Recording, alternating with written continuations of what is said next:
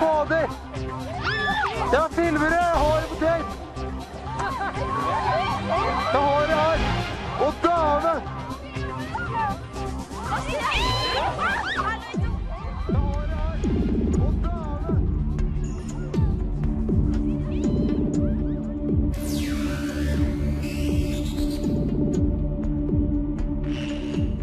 Buenas noches y bienvenidos a la nave del misterio. Imágenes impresionantes como las que se están captando ahora mismo en un lugar polar, en Noruega. Las luces de Hesdalen. Será uno de los temas, yo creo que no pueden perderse. Como no pueden perderse la otra luz especial que irradian nuestros amigos más fieles y lejanos en el tiempo.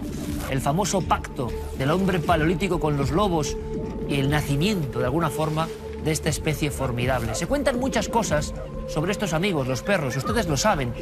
En más de una ocasión hemos hablado de cosas que parecen milagrosas, sobrenaturales, pero hemos investigado, hemos ido un poco más allá y queremos dedicar nuestro primer tiempo, nuestra primera parte de Cuarto Milenio a perros inolvidables. Carmen, buenas noches. Buenas noches, Iker. Perros inolvidables con escenas, acciones ocurridas en España, por ejemplo, que realmente son eso, imposibles de olvidar por el amor incondicional y ese sexto sentido puesto en práctica. Claro que sí, vamos a hablar de perros especiales, perros que acompañaron a sus amos hasta la tumba, que ya no se volvieron a mover de allí, perros que incluso, Iker, predecían algunos acontecimientos que iban a ocurrir.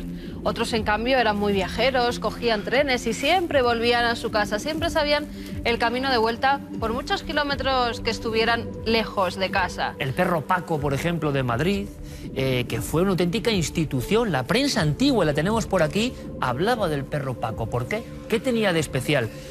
Hay lugares, incluso, Carmen, yo creo que impresionan, ¿no?, a los que amamos los animales, cementerios de perros, y hemos encontrado allí, como primer viaje, como primera escena de este programa, historias increíbles, cotidianas, perros que dieron la vida realmente, que se sacrificaron por sus dueños, que se interpusieron delante, por ejemplo, de un arma homicida, perros que adivinaban, a pesar de la distancia, que su dueño había muerto en ese preciso instante y empezaban a aullar. ¿Cuánto nos queda de aprender, Y perros que en los últimos días sí que han salvado de una muerte en un incendio en su propio domicilio a toda la familia, avisando incluso a la policía y a los bomberos para que acudieran a apagar ese fuego que estaba acabando con todos los miembros de la que es su familia. Hoy tenemos aquí un auténtico clan de diferentes especies, están ahí en el pequeño corralillo que hemos montado y tenemos a Habana como una de nuestras invitadas excepcionales. Y una vez más, la magia del mundo animal, ¿no? La cámara, sus ojos, los suyos, los de las personas que están ahí viéndonos, y los ojos llenos de una tremenda fidelidad de estos amigos. Vamos a empezar con ese pequeño viaje que hizo nuestro compañero Carlos Largo a un camposanto de perros. Allí encontramos las primeras historias alucinantes.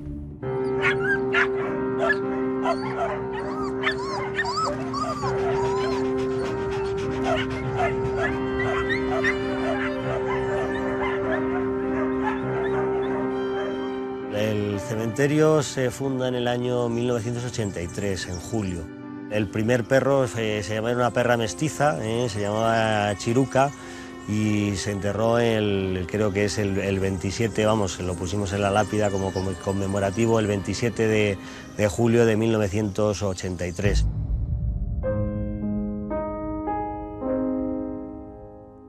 Son momentos un poquito fuertes, ¿no? Porque viene con sus sentimientos y pues tenéis que escucharles. Cada persona viene con su historia, ¿no? Porque no sé, mi perro me traía el periódico, otro me cuidaba otra cosa, o sea, son todos los perros tienen historia, todos. Tengo aquí 3 fosas, donde tengo enterrados en total 5 animales, 2 gatas y 3 perros.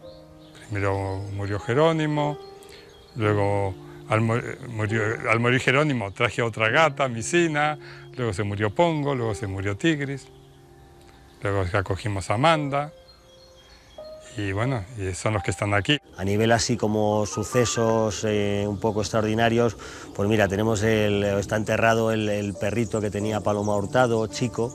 Estaba de paseo ella con su perrito, lo llevaba en brazos, y accidentalmente pues a un guardia de una comisaría se le cayó su arma y al ir a recogerla se disparó y le impactaron, era de postas, le dieron 3 postas al perrito y a una a ella en la mejilla, ¿no? Y podíamos decir que le salvó la vida, ¿no? Por llevar a su perrito en brazos. Luego pues también tenemos otro animalito, Gargoris, que en esta misma línea pues quisieron atracar a su propietario y bueno, pues el perro salió a defenderle, recibió un par de puñaladas y también, bueno, pues descansa aquí, y el hombre pues se libró del atraco. Quizás, bueno, lo más, no diría gracioso, pero lo más entrañable fue cuando nació mi hijo, y el día que llegamos con el niño a casa, pues uno de los perros, Pongo, que ese había sido adoptado, ese que saqué de la protectora, pues estaba tan deprimido que no quería comer. Y bueno, tuvimos que, entre mi señora y yo, que explicarle que no pasaba nada, que era uno más. Y al final naturalmente pasó su depresión, empezó a ser vida normal. Y luego cuando el niño empezó a caminar y a moverse, verdaderamente fue el más compañero de él.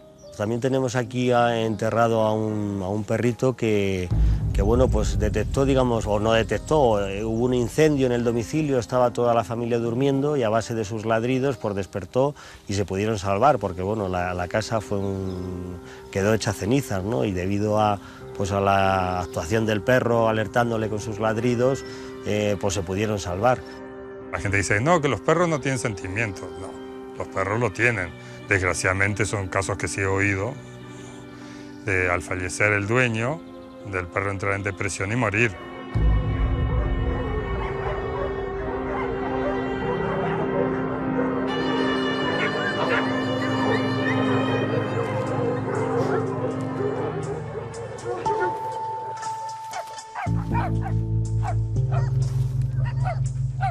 Ha cambiado mucho nuestra relación con los perros, evidentemente. Y de eso vamos a hablar. ¿Y por qué el perro un día se hizo nuestro amigo? Allí en los tiempos remotos de las cavernas. ¿Por qué esa relación con este animal? Porque desde luego lo que hemos visto de enorme emoción significa eso. Antes de presentarles a 2 amigos y especialistas que vienen esta noche a ilustrarnos, déjenme que les lea simplemente en uno de tantos periódicos madrileños de época, titular: El perro Paco ha muerto. Sus admiradores le han tributado los últimos honores, encomendándole a las hábiles manos del disecador señor Severini. El pueblo entero de Madrid se ha ocupado de su salud y ha hecho diversos comentarios sobre su muerte. Bueno, ¿quién era el perro Paco? ¿Y por qué una ciudad como Madrid, tan bulliciosa ya en esas épocas, de repente eso le tributó un funeral con honores prácticamente? Peter Besas se incorpora a nuestra mesa, escritor de tremendo éxito, con su guía del Madrid oculto. Peter, bienvenido, muchas gracias por estar aquí. Bien hallado. Peter, ¿quién era el perro Paco? Bueno, te cuento un poco quién era el perro Paco. Vamos a empezar estamos en el siglo XIX, finales del XIX, y había esencialmente 2 plazas, 2 cruces en Madrid muy importantes. Uno sigue siendo importante, que es la Puerta al Sol. El otro, muy cerca, era el cruce de Virgen de Peligros y Alcalá y la calle Sevilla. Este cruce en su día era un punto donde había varios cafés muy importantes. Uno era el Café Suizo, de donde todavía viene nuestro bollo que se llama el Suizo, que originó ahí. Y el otro era un café que se llamaba Café de Fornos. Bueno, total que un día, en el año 1879, de alguna manera logró entrar en este recinto un perro callejero, un chucho. Y cómo entró en ese sitio tan elegante no se sabe muy bien, pero de alguna manera logró entrar y claro, empezó a mirar por las mesas a ver si le caía algo de comer. Y entre las mesas que había, pues había un señor, un marqués, comiendo su comida, y pues vio el perro y le pareció muy simpático, le dio algo de comer y el perro se quedó ahí y el marqués, como era la fiesta de San Francisco de Asís, pues le puso el nombre Francisco o Paco. Le llamaron el perro Paco, ¿no? Y empieza una gran leyenda, ¿no? De un perro que será el más célebre de Madrid del siglo Una XIX. gran leyenda, porque luego el perro Paco seguía llegando al Café Fornos y iba a otras mesas también, ¿no? Y poco a poco la gente empezaron a llevar el perro a otros sitios. O sea, claro, como los porteros y camareros vieron que era un personaje, digamos, importante, porque tenía amigos muy influyentes, políticos, aristócratas, etc., pues empezaron a llevarle pues, al circo, a las funciones, al retiro, a todos los sitios elegantes. Y claro, ningún portero ni conserje se atrevió a no dejar entrar al perro, porque el perro ya empezaba a hacerse famoso. O sea que, Peter, el perro se convirtió en un personaje al que trataban como tal, no como un perro, Sí, sino sí, que lo no, llevaban era a un su personaje sillón, importante, claro. Además tenía amigos muy influyentes, ¿no?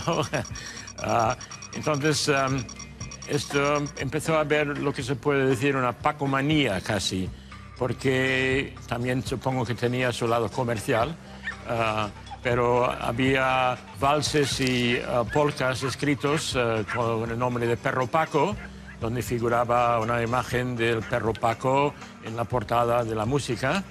Luego había, en las pastelerías se hicieron pequeñas figuritas en los escaparates con la forma del perro Paco.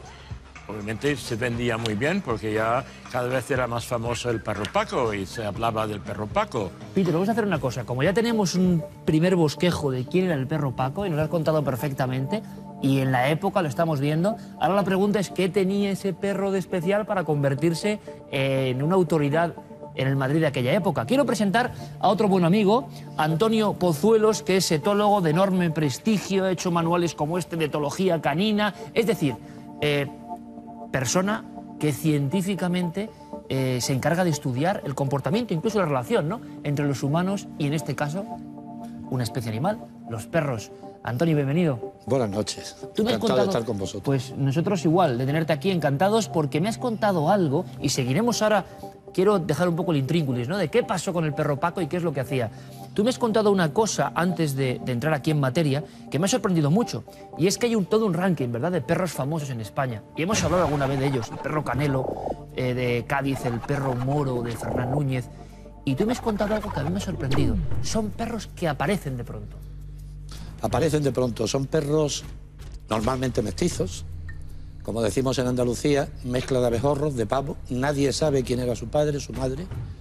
En Granada teníamos incluso uno que es célebre. Allí, bueno, muy parecido al perro viajero, solo que en vez de ir en tren, iba en los carros de la leche a la central lechera.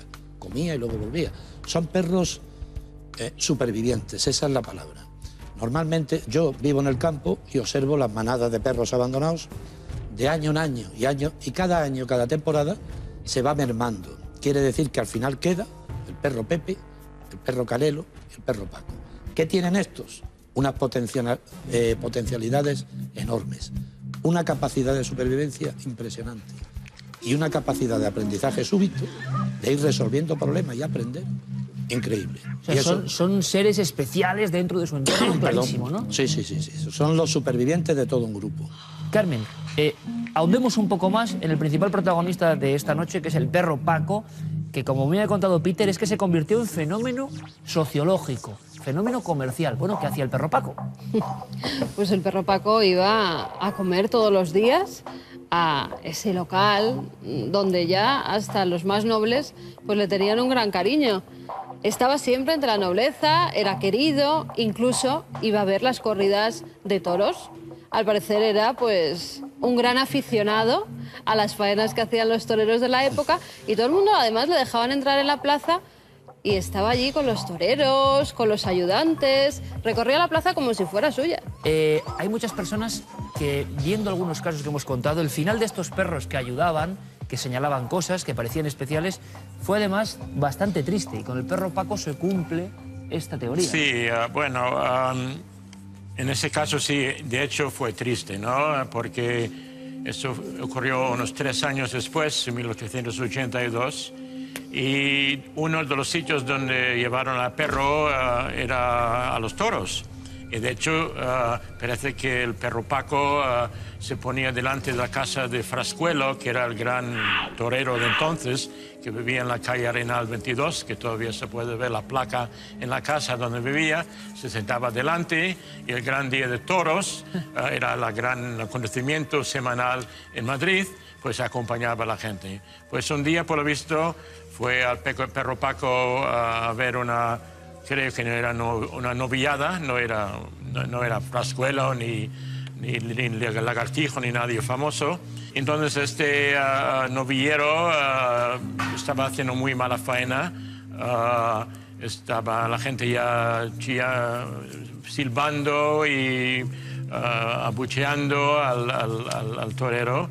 Y claro, de repente el perro también estaba ladrando y siguiendo un poco la pauta de la opinión pública, digamos. Él protestaba también. Y claro, también tenía su opinión. Y bueno, saltó al ruedo, se acercó al torero.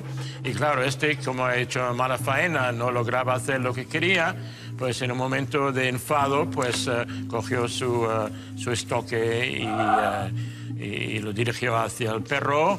Y al asombro de todo el mundo, pues dio una estocada y en ese momento no murió el perro, lo llevaron a otro sitio para curarle, pero ya era una herida mortal y parece que 3 días más tarde murió el perro Paco y era tanto el efecto que hizo que no se habló de otra cosa en Madrid que la muerte del perro Paco. Casos que ya son tan sorprendentes que a ver cómo se explican, Antonio, casos de perros ya no solo españoles sino internacionales. Casos como el de Jim, por ejemplo, nos tenemos que remontar al año 1925 en Luisiana.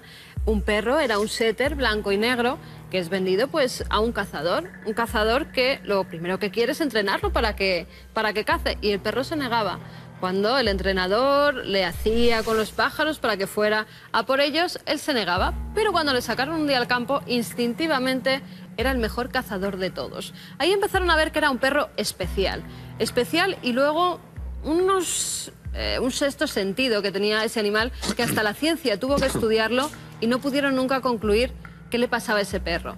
Cosas como, por ejemplo, llegar a un pueblo y decirle su amo: mira, Jim, si a mí me duele el estómago, ¿dónde tienes que ir? Y él buscaba por todo el pueblo hasta encontrar la casa del médico y llevaba al médico.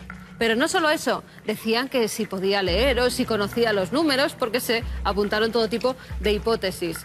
Le daban un número de matrícula y entre muchos coches que había aparcados, él encontraba ese coche. O le decían que fuera a buscar a una niña con un vestido rojo y él iba directamente hacia la niña. Un perro, además, con predicciones. Incluso decían que predijo la investidura del presidente Roosevelt. Le pusieron varias fotografías de posibles candidatos y él con su pata hacía una y otra vez en la foto de Roosevelt que esa era. Y justamente ganó. Fue presidente de los Estados Unidos. Pero no solo eso, durante 7 años había un derbi muy famoso y siempre le ponían igual las fotografías de los que participaban y él daba siempre en el ganador. Intentaron sacar dinero con él, no su amo, que siempre se negó a que el perro trabajara, le ofrecieron mucho dinero por hacer incluso una película y trucos con él, y él siempre se negó. Dijo que su perro tenía un sexto sentido, que era algo sobrenatural, que se lo había dado la naturaleza y que él no quería explotar nada más que eso para que la gente le quisiera y adorara a ese perro que dejaba estupefacto a todos. Un perro muy especial, un perro, como decían, sobrenatural y una historia científica del siglo XXI. Pero todo esto es aprendizaje puro. Por ejemplo, Antonio, hemos visto historias y nos han contado historias de perros que han detectado o sentido, ya no solo, y tenemos declaraciones del doctor Rupert Sheldrake, que hizo el famoso estudio de perros que saben que sus amos están camino de casa, que es lo más clásico, y aquí recuerdan ustedes, hicimos pruebas, Antonio, aquí, con varios perros, intercambiando el dueño por alguien que no era el dueño, y el perro se comportaba de forma totalmente distinta. Pero cuando es el caso, por ejemplo, de la muerte, perros que no abandonan la tumba o el hospital, como ocurrió con Canelo, donde ha sido, digamos, la última operación de su dueño, y perros que a distancia, se ha comentado, lamentos, lloros cuando su dueño, sin estar con él, ha muerto. ¿Hay explicación para estos? ¿Hay algo? real en todo esto? Bueno, cuando hablamos de la muerte, que presienten la muerte, que presienten determinadas cosas, yo tengo que aclarar que el perro no sabe lo que es la muerte. No hay ningún animal, excepto Homo sapiens, que tenga la desgracia de saber que se va a morir. Quiere decir que muchas veces hay que apartar un poquito el sensacionalismo de decir el perro sabe que su dueño se va a morir de cáncer. No, el perro no conoce la muerte. Nosotros somos los únicos que tenemos esa angustia de saber que nos vamos a morir. Ahora bien, hay dos puntos fundamentales. Primero, el perro nos estudia perfectamente la cara y nos descifra mejor que ninguna otra especie. Y segundo, ahora se están haciendo unos experimentos bastante avanzados, que parece ser que el perro detecta perfectamente la enfermedad. Incluso dicen que va a ser tan exacto como el TAC para detectar un cáncer. Eso es increíble, ¿no? ¿En qué se apoya la ciencia para decir eso? Bueno, el perro tiene un oído 4 veces superior al nuestro, poquito, una vista pobre, pero tiene 1000 veces nuestro olfato. Y posiblemente, dado que según Fichte, un perro detecta una 10.000.000ª de gramo en la fuente del olor, posiblemente aquellas células cancerosas tengan algo que el perro detecte. Es increíble, un perro, algo tan ancestral, entre comillas, al nivel de un TAC, ni más ni menos. Cuéntame algún otro caso. Y el perro moro, ya que hablamos de la muerte, el perro moro, sabemos que en el pueblo de Fernán Núñez, en Córdoba, él intuía quién iba a morir esa semana, ese día, y se ponía a la puerta de su casa. Para algunos era un agradecimiento al perro porque podían despedirse de sus familiares en el último momento, pero para otros era un perro de mal agüero. Evidentemente. Porque llegaba allí y es que acertaba siempre. Y no solo eso, gente que era del pueblo pero había muerto fuera, él cuando intuía que iba a llegar el coche fúnebre, lo esperaba a la entrada del pueblo, acompañaba el coche hasta el velatorio, se quedaba durante el velatorio y luego lo acompañaba hasta el cementerio. Una vez enterrado, ya se iba otra vez por el pueblo, donde la gente le daba de comer, donde le cuidaban entre todos. Pero muere también apaleado pues, por unos indeseables que en un momento dado le dan una paliza de la que ya el pobre perro pues, no puede salir. Un perro que además, ya te digo, mucha gente se lo agradecía porque llegaban a tiempo para despedirse, para dar el último adiós a su ser querido. Antonio, historias de larguísimas distancias, de perros que siendo abandonados o en determinadas circunstancias han sabido encontrar de nuevo el camino hacia sus amos o hacia su hogar. ¿Hay explicación? ¿Ocurren realmente? Sí, ¿Son ficción o están dentro de un... No, eso es muy normal, ¿eh? Y incluso yo traté a una perrita que había sido abandonada en una autovía y atada a una botella de estas de propano para que no pudiese seguir los coches. Entonces este animal recorrió muchos kilómetros, centenares de kilómetros hasta llegar a su casa. ¿Centenares de kilómetros? Sí, eso es muy normal. Pero Antonio, ¿esto cómo es posible? Sí, bueno, pertenecen a los rastreadores, son la especie más desarrollada en seguir un rastro. De hecho, hoy día se le utiliza para detectar explosivos, rogas, rastrear, en fin, todo. No, o sea, la eterna es su historia... olfato de sus 72 millones claro, de pero me interesa mucho que un olfativas. especialista que tú me lo cuente, porque yo he oído tantas cosas, ¿no? Y me veo la imagen que mucha gente tiene ahora en la cabeza, ¿no? Del perro en el arcén, siguiendo un camino. Y el sistema de orientación, claro. Ellos proceden de los lobos tienen unos territorios grandísimos y no se pierden. Mucha gente ahora dice, sí, que el perro no es un lobo. No, efectivamente, pero procede de ellos. Y en 16.000 años, que es un suspiro en la evolución, no ha podido perder todo su bagaje. El bagaje filogenético, lo que tiene escrito en sus genes, el perro todavía lo conserva. Antonio, hemos visto que hay perros con depresión, perros que mueren de tristeza y perros que detectan perfectamente como un radar. Ya no hablamos de cosas físicas, nuestro estado de ánimo, que igual también se puede oler. Hay un experimento muy bueno hecho por Harris y sus colaboradores, no me acuerdo en qué universidad, en la cual llegaron a la conclusión de que el perro detecta nuestro estado anímico, nuestras comunicaciones faciales y corporales, mejor que los chimpancés, que son nuestros primates y nuestros primos en el árbol filogenético humano, ¿no? Quiere decir que están pendientes de nosotros y estudiándonos el día entero. Es Pero increíble. eso quien tiene perros lo sabe. Cuando tú tienes un dolor de cabeza y el perro está tumbado a tu lado, lo detecta perfectamente. Por eso va a ser un instrumento, entre comillas, interesantísimo para la ciencia, ¿no? Claro, por eso te digo que es que... Y fíjate, hay perros que... están Andan por ahí, por andan por aquí ahí. jugando en el plató. Hablábamos antes de perros que viajaban. Había uno muy especial, además hicieron reportajes sobre él, a nivel internacional le conocía todo el mundo y le mandaban regalos. Se llamaba Lampo, vivió en los años 50, en 1950, cerca de la Toscana, en una estación de tren. De nuevo, era un perro que llegó un día, se Como bajó decía de un Antonio, tren, ¿no? no Aparecen de sabían, pronto. Superviviente. totalmente, no sabían de dónde venían y el perro ya no se movió de allí. Pero fíjate, en los trenes había gente que sí que le gustaba y ya le trataba como uno más, a Lampo, pero había gente que no le gustaba que los perros viajaran donde estaban los humanos, gente que a lo mejor los vagones de primera clase, por ejemplo, pues no dejaban entrar al perro, los revisores decían que podían tener un problema, aunque nunca habían mordido a nadie, e hicieron que esos mismos ferroviarios lo mandaran a Nápoles en una jaula y allí lo abandonaran para que no volviera más porque les iba a causar un problema. Lo abandonaron en Nápoles y después de 6 meses Lampo volvió. Volvió Nápoles, Toscana. muy o sea, todo el país. perjudicado. Tú fíjate la de kilómetros que había, Iker. Además que hicieron transbordo en varios trenes para que él perdiera la orientación completamente y no supiera regresar a su casa, que siempre sabía. Y volvió en un estado bastante lamentable porque le habían puesto una correa de pinchos, tenía el cuello muy perjudicado, no podía incluso ni casi beber leche, que era lo que le ponían. Pero el perro Lampo nos acaba de tirar, Habana, el bolígrafo, pero el perro Lampo al final sí que se quedó en su estación. Y murió atropellado por un tren. No se dieron cuenta en un momento dado, él ya estaba muy viejecito, había perdido bastante oído, el tren pitó y salió. Y bueno, fue su vida en los trenes y también su propia muerte. Aún hoy en día, en esa estación, hay una estatua que recuerda al perro Lampo, al perro viajero. Pues yo creo que esa imagen puede ser perfectamente la diapositiva final de una fidelidad, eso, de ultratumba. Hay mucho más que hablar de estos amigos perros y desde luego lo haremos y os agradezco muchísimo, Peter Besas y Antonio Pozuelos, esta breve pero intensa lección sobre historias que son realidad y que a algunos les va a costar creer. Todo esto del perro Paco, auténticas autoridades e iconos, por ejemplo, de Madrid. Ha sido un placer, amigos. Muchísimas gracias. Muchísimas gracias a vosotros por invitarnos. Gracias, de verdad. Ha sido un placer. Y en fin, despedimos. Te has quedado A enamorado. mí me va a costar Enamorado. despedirme Sí. de Habana porque... Se ha portado genial. Madre mía, esta perrita...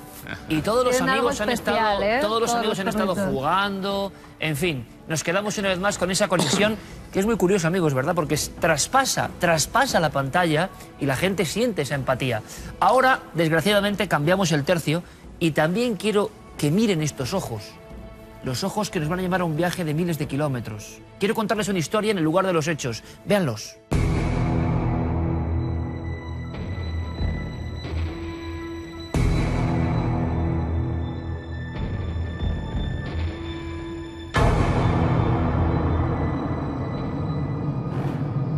El hombre moderno teme a la muerte y por eso la esconde, la oculta e incluso procura borrarla de su memoria. Pero en algunos lugares esto no es así. En algunos lugares que yo conozco se convive con ella. Hay una delgada línea, una frontera entre lo que es estar vivo y el mundo del más allá. Les invito a un viaje de 11.000 kilómetros, un viaje donde van a comprobar lo que es esa muerte a flor de piel. Ritos, historias y sobre todo el día a día y la noche a noche de un auténtico oficio tenebroso, el más macabro que yo he conocido, pero una verdad que sigue produciéndose. Descorremos el velo sobre un asunto del que casi nunca se habla. Los huaqueros. Quiero que me acompañen y que los conozcan.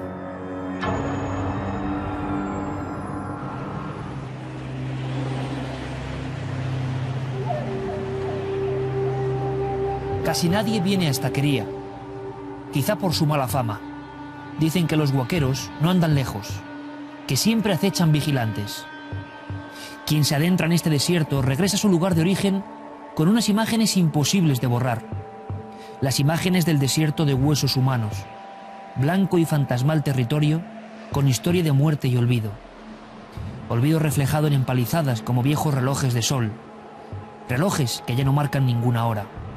Olvido reflejado en esta mandíbula que un día estuvo viva y que ahora impotente parece gritar a los cielos. Huesos humanos en el desierto. Por desgracia, esta es una escena típica del sur del Perú. Nos encontramos en las cercanías de Estaquería, Miles de tumbas de hace 2000 años reventadas por los huaqueros, los ladrones de sepulturas. No tienen reparos en descuartizar los cuerpos, intentando buscar algún ornamento, algún trozo de cerámica, alguna pequeña medalla. La realidad del Perú marcada por estos individuos. Queremos conocer algo más de este siniestro oficio.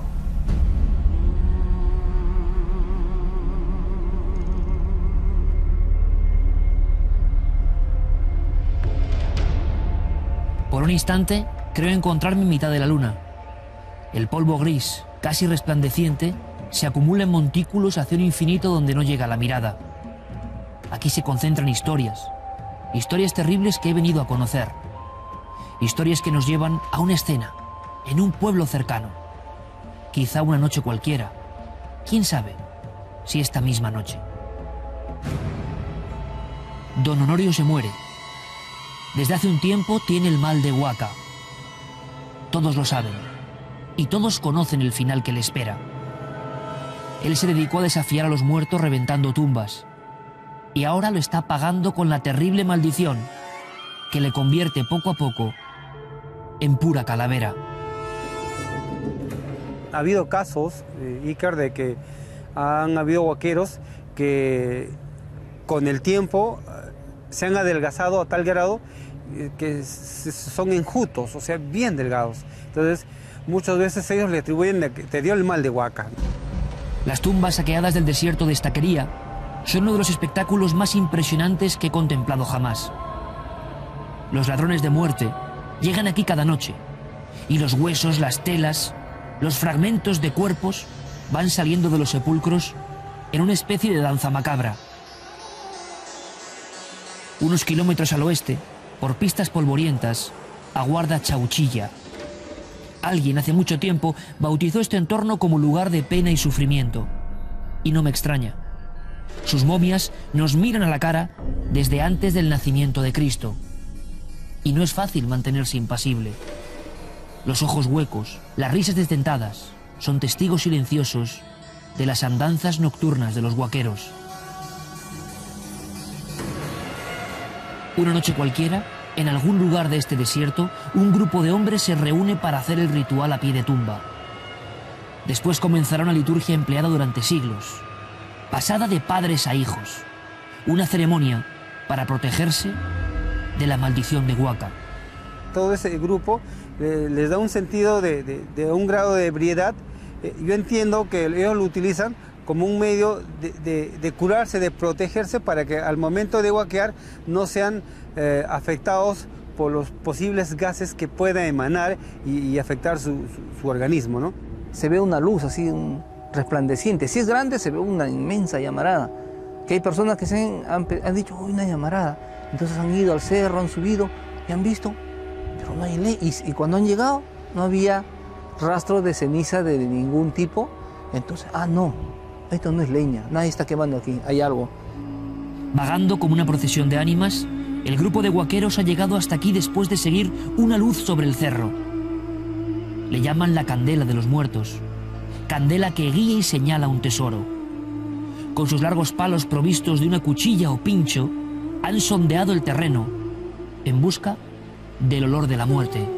El perro negro tienen que encontrarlo, así sea del vecino, del amigo o de él mismo.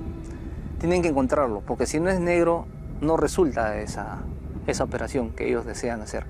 Entonces, al encontrarlo, los llevan al lugar donde supuestamente hay un tesoro escondido y empiezan, pero primero tienen que matar al perro, untarse con la sangre todo el cuerpo, y untado todo el cuerpo recién pueden excavar eso, si no los afectaría.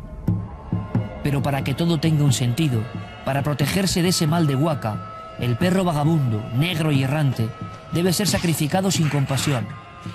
Entonces, el ritual cobra un nivel de dramatismo, de irrealidad, difícil de explicar con simples palabras. Lo que hacen es tratar de desarticular al pobre individuo, si llámese de un varón, una dama o de un niño, con la intención de la posibilidad de encontrar en su interior algún elemento de valor. Y por eso que proceden al descuartizamiento. Chauchilla, durante mucho tiempo, fue lugar respetado por los huaqueros. Entre sus momias había chamanes y brujos de largos cabellos intactos. y a estos les debían un respeto de ultratumba. Atacarlos, romperles el esternón y desperdigar sus huesos podría significar maldición eterna. Quizá por eso siguen aquí, intactos, junto a sus tumbas, mirándonos como si fuesen seres que permanecen en una cápsula fuera del tiempo. Contemplar sus caras causa un escalofrío que es capaz todavía hoy de atravesar la pantalla del televisor. La muerte en extrañas circunstancias de varios huaqueros junto a estas mismas momias llenó el lugar de rumores y de miedo. Pero nosotros no tenemos ese temor, ya que nuestra intención es buena.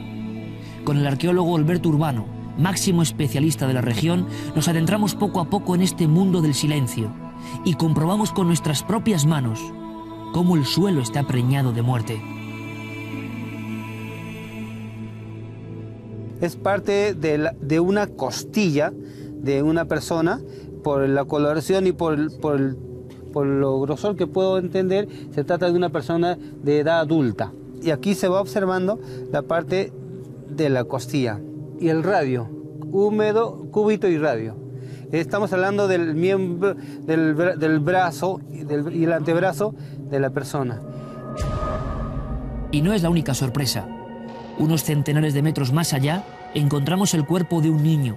Podemos ver claramente que estamos aquí observando la parte superior o los miembros superiores. Estos vendrían a ser los brazos. Aquí existía el cabello, el cráneo, que lamentablemente no se encuentra. Ha sido sacada del cuerpo. Aquí queda todavía el cuero cabelludo. Aquí vemos el cabello, que formaba parte del cráneo del infante. Aquí vemos lo que es la parte del abdomen y los miembros inferiores. Aquí está el orificio por el cual salía los dedos del pie.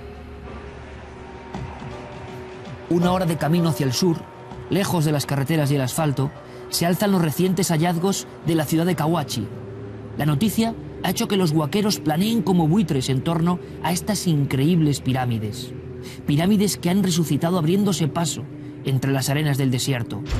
Y se habla, se rumorea, de que en las entrañas de esta ciudad que ahora contemplan hay un gran tesoro. Desde los cielos comprobamos cómo los montículos son en verdad inmensas construcciones. 5, 10, 20 pirámides fabulosas cubiertas por la arena y el tiempo. Construcciones donde los chamanes hacían sus extrañas ceremonias.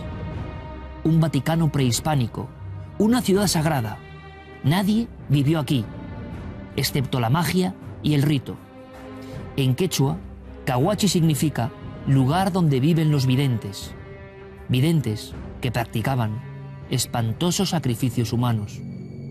Mientras que el individuo está muriendo, se están cortando la parte de atrás, se están cortando las venas de atrás, de manera que puede desangrar perfectamente para que se conserve mejor. Y unas actividades son post-mortem. Posiblemente había también la comida ritual del cerebro, esto no lo sabemos, pero la extracción del cerebro sí había. La abertura del foramen magnum, la extracción del cerebro, la preparación de la parte superior del pelo, esto sí.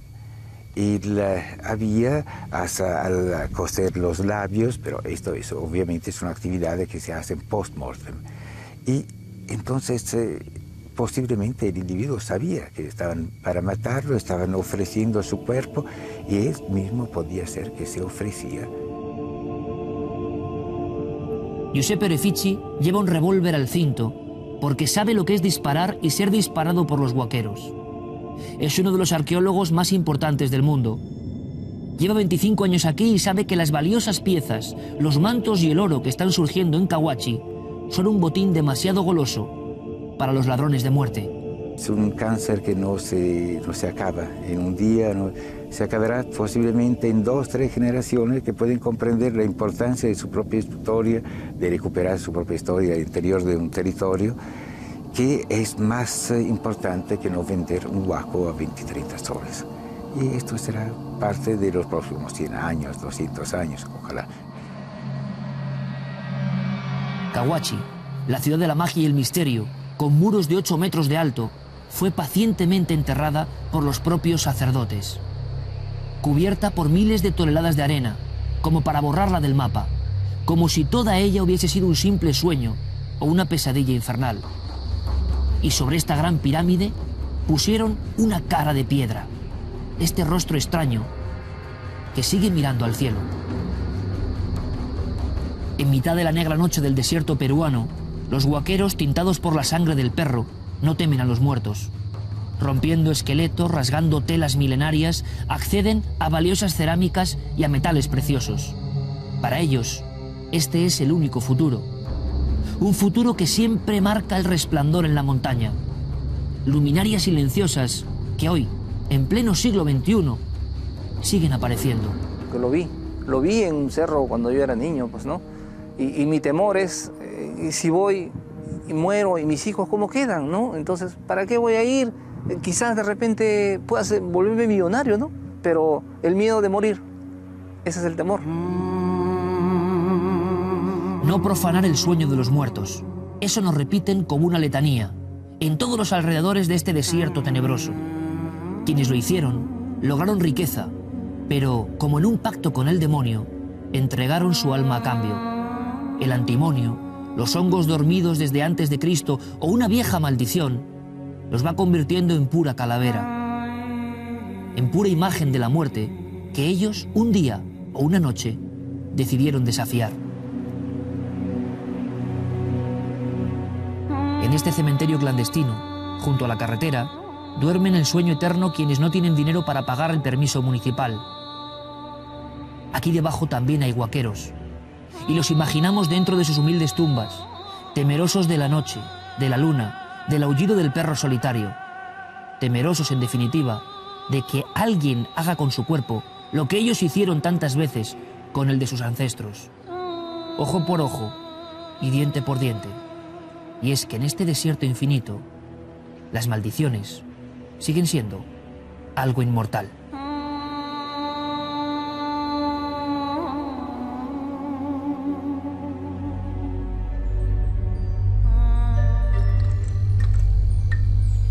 Muchos recuerdos vienen a mi mente, evidentemente, recordando ese lugar lunar, ese paraje del sur del Perú, ese negocio de tinieblas, ese mundo un poco sombrío, y releyendo obras que compré no muy lejos de esos parajes que ustedes han visto ahora mismo.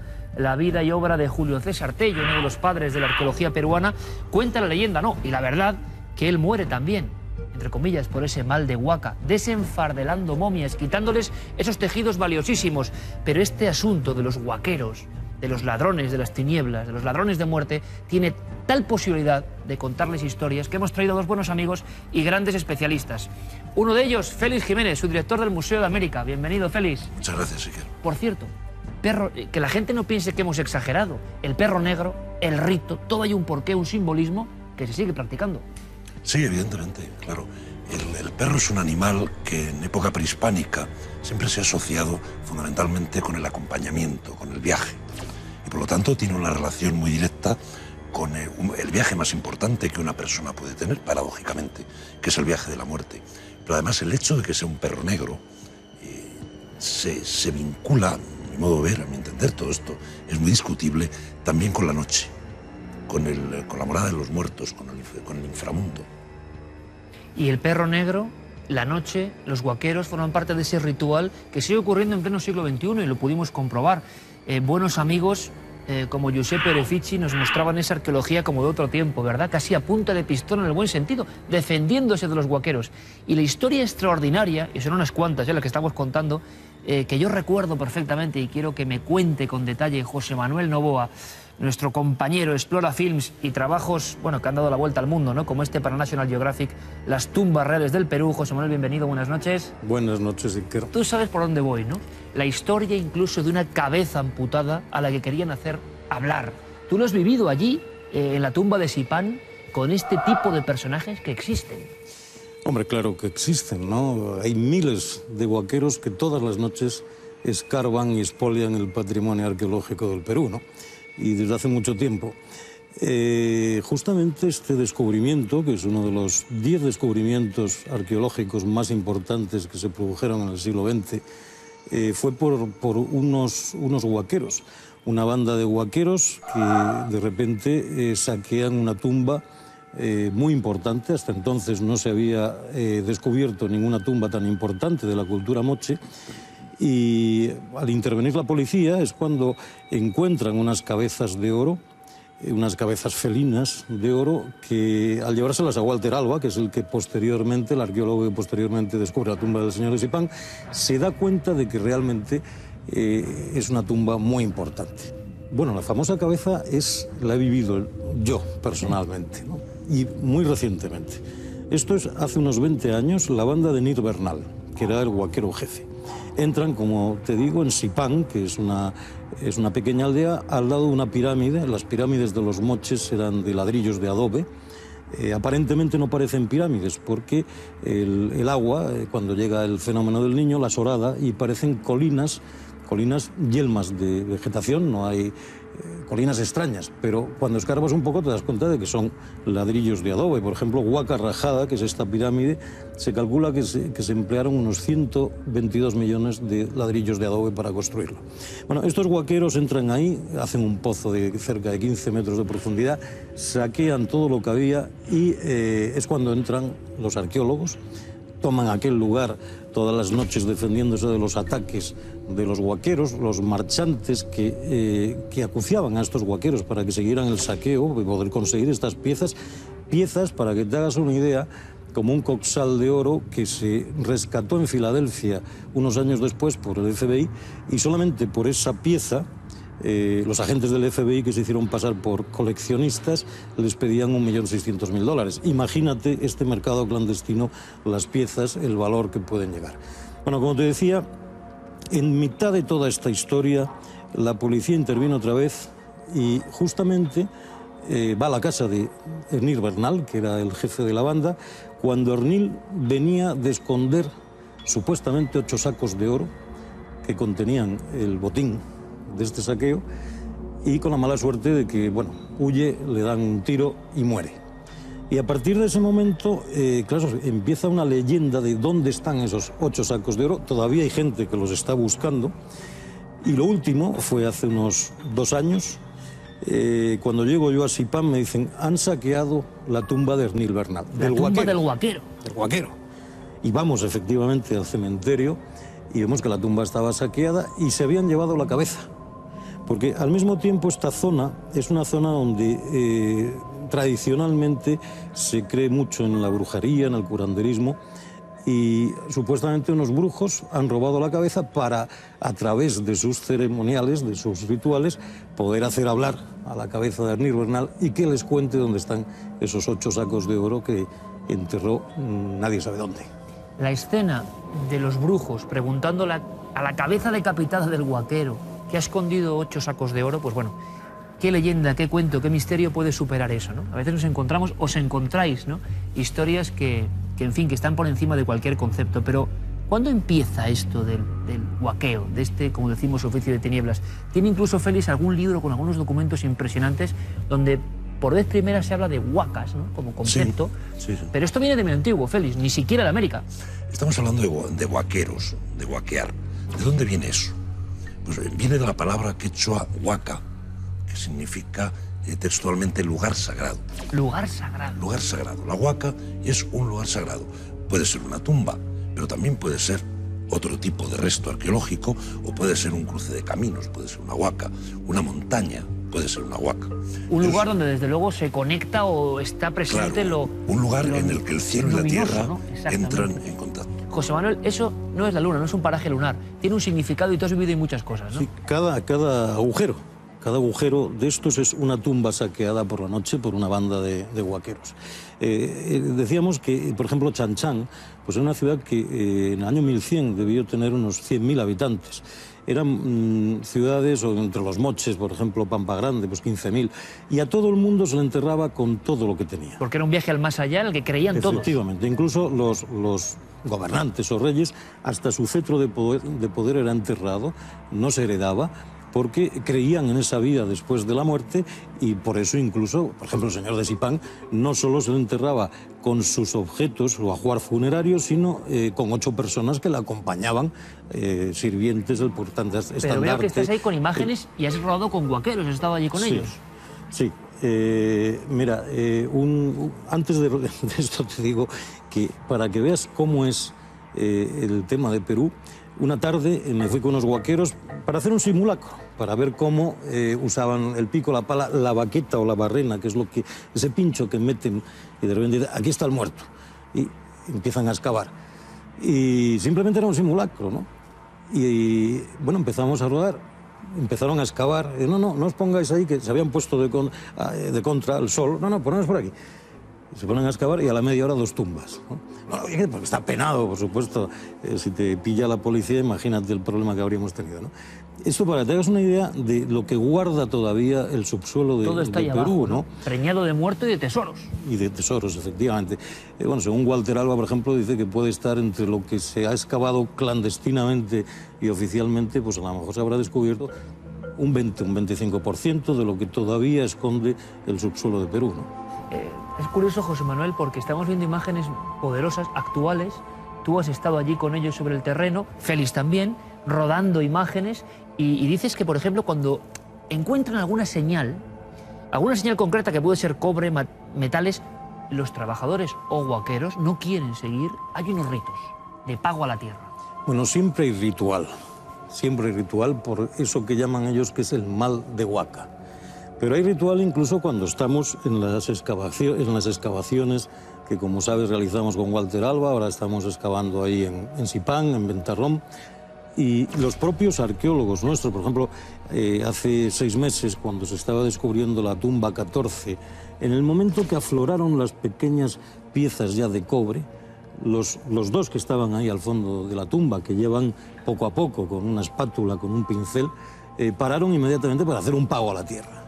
O sea, y siempre hay que respetar lo que ellos llaman el espíritu de la Huaca. ¿Y cómo se hace el pago?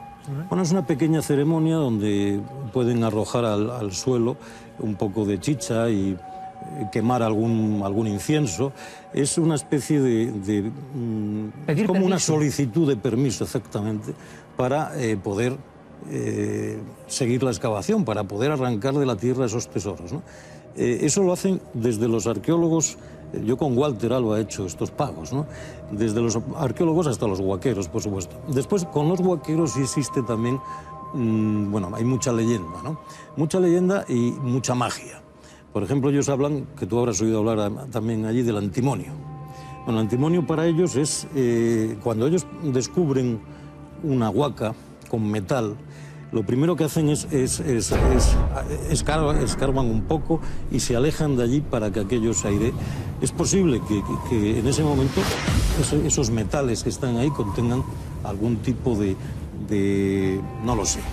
Según ellos es el antimonio, que le temen más que al conjuro. Entonces lo dejan en el reportaje constantemente, como agente del mal de Huaca. Sí.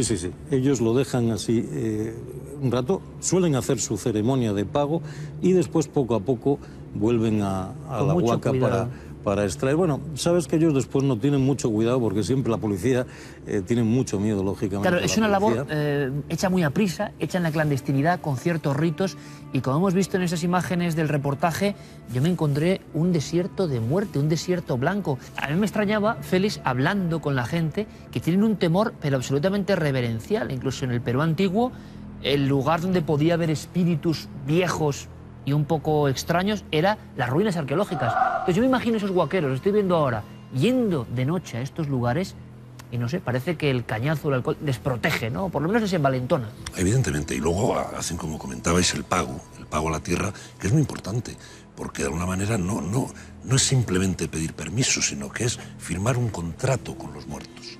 O lo que es lo más importante, con las divinidades, con las fuerzas telúricas que de alguna manera controlan ese mundo. Y eso es una creencia que yo creo que incluso en sociedades tan avanzadas como la nuestra, cada vez se va viendo más fructificar, ¿no? ese tipo de creencias. Es curioso, yo lo que te comentaba fundamentalmente en el Museo de América, cuando hemos tenido que tratar con las momias que tenemos allá. ¿Qué impresión da, Félix? Cuéntanoslo. Cuando uno tiene que desenfardelar una de estas momias con esos tejidos... Pues la verdad es que uno se preocupa tanto por el daño que pueda ocasionar a la momia, que es difícil que te acuerdes de algo más.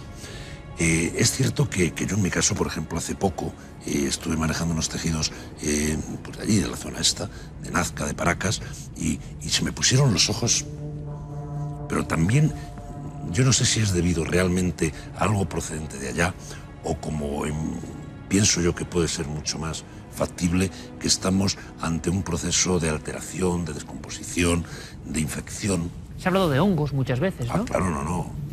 En los museos continuamente estamos luchando en estas colecciones que cuando se trata de tejidos que tienen más de 1500 años de antigüedad, es algo tan delicado que inmediatamente, cada vez que entra un tejido, porque una compra, por una donación, se aísla, se saca, se mete en una cámara especial de desinfección, porque enseguida se contamina. No sabes cómo está todo metido, guardado en planeros. Pues esos bichitos campean por sus respetos. Es como que los han arrancado de su hábitat, que es la muerte, la tumba, y de repente, ¿no?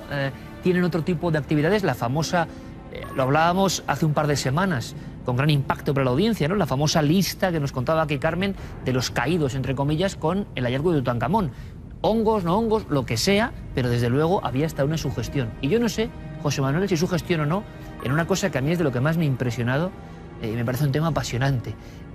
Cuando hablan del mal de Huaca, allí, en la zona de Nazca, Cahuachi, nos hablaban del aspecto que adquiría el afectado por el mal de Huaca, casi agregándole a desafiaste a los muertos y ahora de alguna forma tu cara es la muerte, enjutos como una calavera.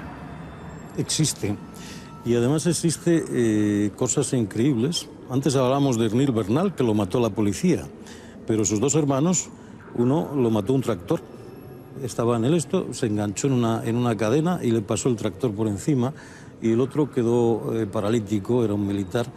Y bueno, todo el mundo, nadie, por supuesto, duda ni un momento que es el mal de Huaca lo que le pasó a esta familia. Que no solo es una enfermedad, sino una especie de maldición, ¿no? Que puede ser en cualquier acto de la vida. Por eso ellos se protegen, como decíamos antes, con estos pagos.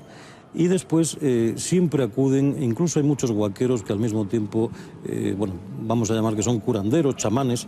Sabes que en esta zona emplean el cactus San Pedro, que incluso está representado desde en las más antiguas culturas del Perú. Por ejemplo, en la cerámica se ven esas estrellas de 6 o 8 puntas, que es la representación del cactus San Pedro cortado, ¿no?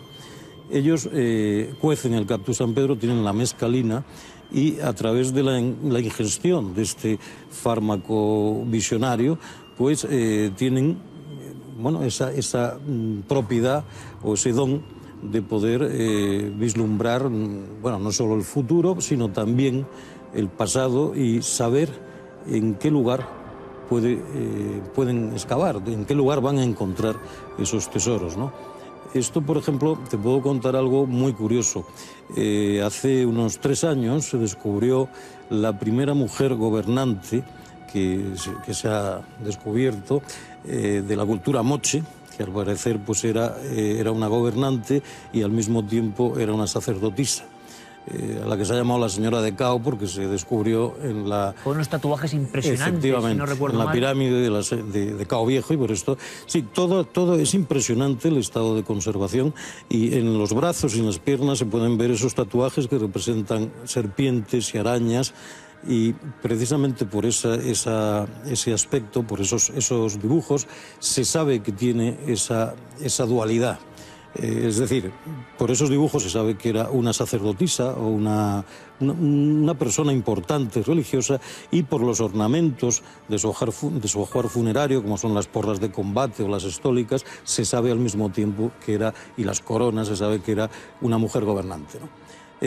Bueno, pues lo que te iba a contar es que este fardo funerario, que se encuentra en la parte media de la pirámide, y se encuentra por casualidad, y bueno, empiezan a excavar y encuentran un fardo funerario de unos 100 kilos de peso, absolutamente intacto. La señora de Cao debe tener unos 1800 años, con una pequeña niña estrangulada al lado, como una ofrenda, ¿no? Entonces, bueno, empieza todo el proceso de desenfardelamiento, y hay un conocido chamán de Magdalena de Cao, que es el pueblo más cercano, que muchísimo antes, además, no se habían encontrado mujeres que tuvieran estos ornamentos, porque habían hecho unas radiografías y habían visto ya las porras de combate, algunos emblemas, ¿no? Militares. Dijo, es una mujer. Nadie le creyó y, bueno, ¿por qué sabía este chamán del pueblo que era una mujer? Bueno, estas son las cosas. Radiografía y crónica de un mundo oculto del que casi nunca se habla, que tiene su propia leyenda, su propio misterio, sus propios protagonistas y, como hemos dicho a lo largo de esta noche, y ustedes lo han visto, siguen actuando. Queríamos mostrarlo, la opinión, la suya, desde luego, pero desde luego pienso que es un universo asombroso. Me quedo con una frase, con una definición. Huaca, lugar sagrado. Yo creo que ahí se encierran tantas cosas maravillosas, lugares donde los antiguos, ahora parece que hemos perdido esa capacidad, sabían que hay las fuerzas del más allá y las del más acá se juntaban. Como siempre, Félix Jiménez, su director del Museo de América, museo que hay que visitar y que recomendamos. Muchísimas gracias, como siempre. Ha sido un placer, Iker. José Manuel Novoa, como siempre, gracias por tus aventuras, por tus filmaciones, a seguir con tantos éxitos. Gracias, amigo. Gracias a ti, Iker. Bueno, pues ahora vamos con otras imágenes. Imágenes que yo creo que les van a sorprender gratamente, o quizá no. Perú a México, hasta la iglesia de Ocotlán, en Puebla. Allí al parecer se está produciendo un fenómeno milagroso. Una virgen dolorosa, realizada en yeso, que dicen que llora. Se ha abierto una investigación, como siempre se hace en estos casos de supuestos milagros, pero ya son cientos los fieles que van cada día a esta iglesia para ver llorar a esta virgen Iker, de grandes dimensiones, hecha completamente de yeso. Y fíjate, hay una cosa curiosa. Cuando el escultor la realizó, sí que es cierto que con resina puso las lágrimas como una virgen dolorosa que es.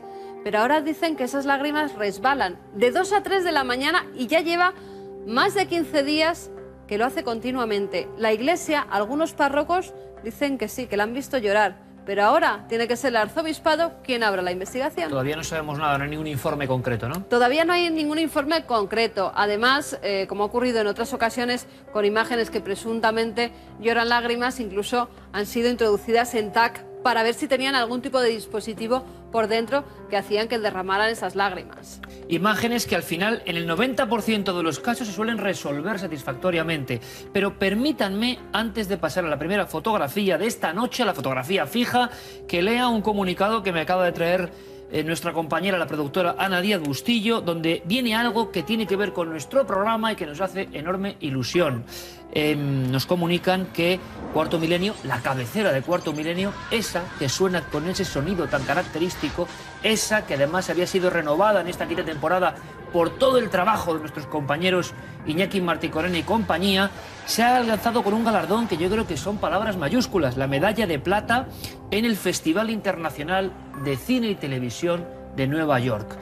En fin, como digo, palabras muy serias para el trabajo de un montón de profesionales que conjuntaron su arte para que sea la bandera de Cuarto Milenio. El premio, desde luego, es una cosa que hace ilusión a toda la inmensa familia, que son muchos y en muchos ámbitos de este programa, que es su programa. Gracias, desde luego, nos sentimos enormemente orgullosos de este galardón. Vamos ahora con la foto. Después de esta alegría que nos llevamos, vamos con la foto.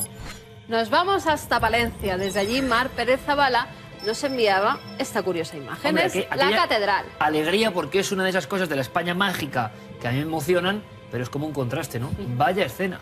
Tal vez los televidentes no la vean hasta que la ampliemos, porque fíjate, esta Parece que gárgola... seguimos hablando, Carmen, de huaqueros, ¿eh? Sí. Y de desierto de huesos humanos. Mira la gárgola, un esqueleto. Tremendo. Un esqueleto que está agarrado a una piedra, ¿verdad? Parece que está contemplando Lo he visto a nunca las una gárgola así, personas. ¿eh? Exactamente así yo no la he visto nunca. O quién sale o quién entra. La muerte mostrada en la catedral, como se hacía antiguamente, y la divinidad dentro. Porque se tenía en cuenta en toda la historia, Iker. Esta catedral, además, en Valencia, es preciosa, tiene unas vidrieras espectaculares. Una cripta increíble. La hemos visitado, además en un día tormentoso, con lo cual se hace todavía más especial. Pero no nos habíamos fijado en este extraño personaje. ¿Tú te acuerdas, por cierto, que La primera vez, que han sido muchas, que hemos ido a Palencia, que fuimos a Palencia, a esta catedral, cayó un rayo y cayeron trozos de gárgola. Sí. No de esta, imagino, pero tal vez fue este personaje quien nos lanzó esa piedra. En fin, qué expresión. La muerte no se ocultaba como ocurre hoy, sino que formaba parte de la vida. Palencia, la bella desconocida. Y me da mucha alegría que los amigos nos traigan pequeñas piezas, no solo fotos con cosas sobrenaturales, porque nuestro programa no es solo de eso, sino rincones que sean motivo para conocer, por ejemplo, eso, la maravillosa Palencia. Pero ahora, lo prometido es deuda, Carmen. Vaya imágenes, los ovnis, las luces, los espectros, no sé lo que son, que vinieron del frío y que fueron grabados y que llevan siendo vigilados desde hace unos 15 o 20 años. Proyecto Gesdalen. Vean las imágenes.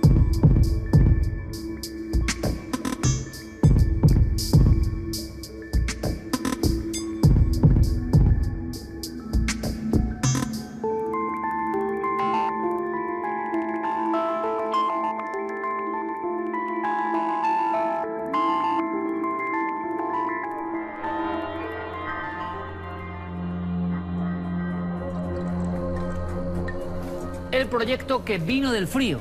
¿Han oído hablar del proyecto Gesdalen? Pues se lo vamos a contar todo. Santiago Camacho, buenas noches. Buenas noches, Iker. Estamos viendo algo sobre el cielo en Noruega. ¿Qué es? Cuéntanos. Pues estamos viendo una serie de luces que tienen lugar en el valle de Gesdalen, en el centro de Noruega, un valle relativamente remoto en el que apenas hay 200 habitantes, pero si algo tienen en común esos 200 habitantes es que todos y cada uno de ellos han visto cosas extrañas en el cielo más de una vez en su vida.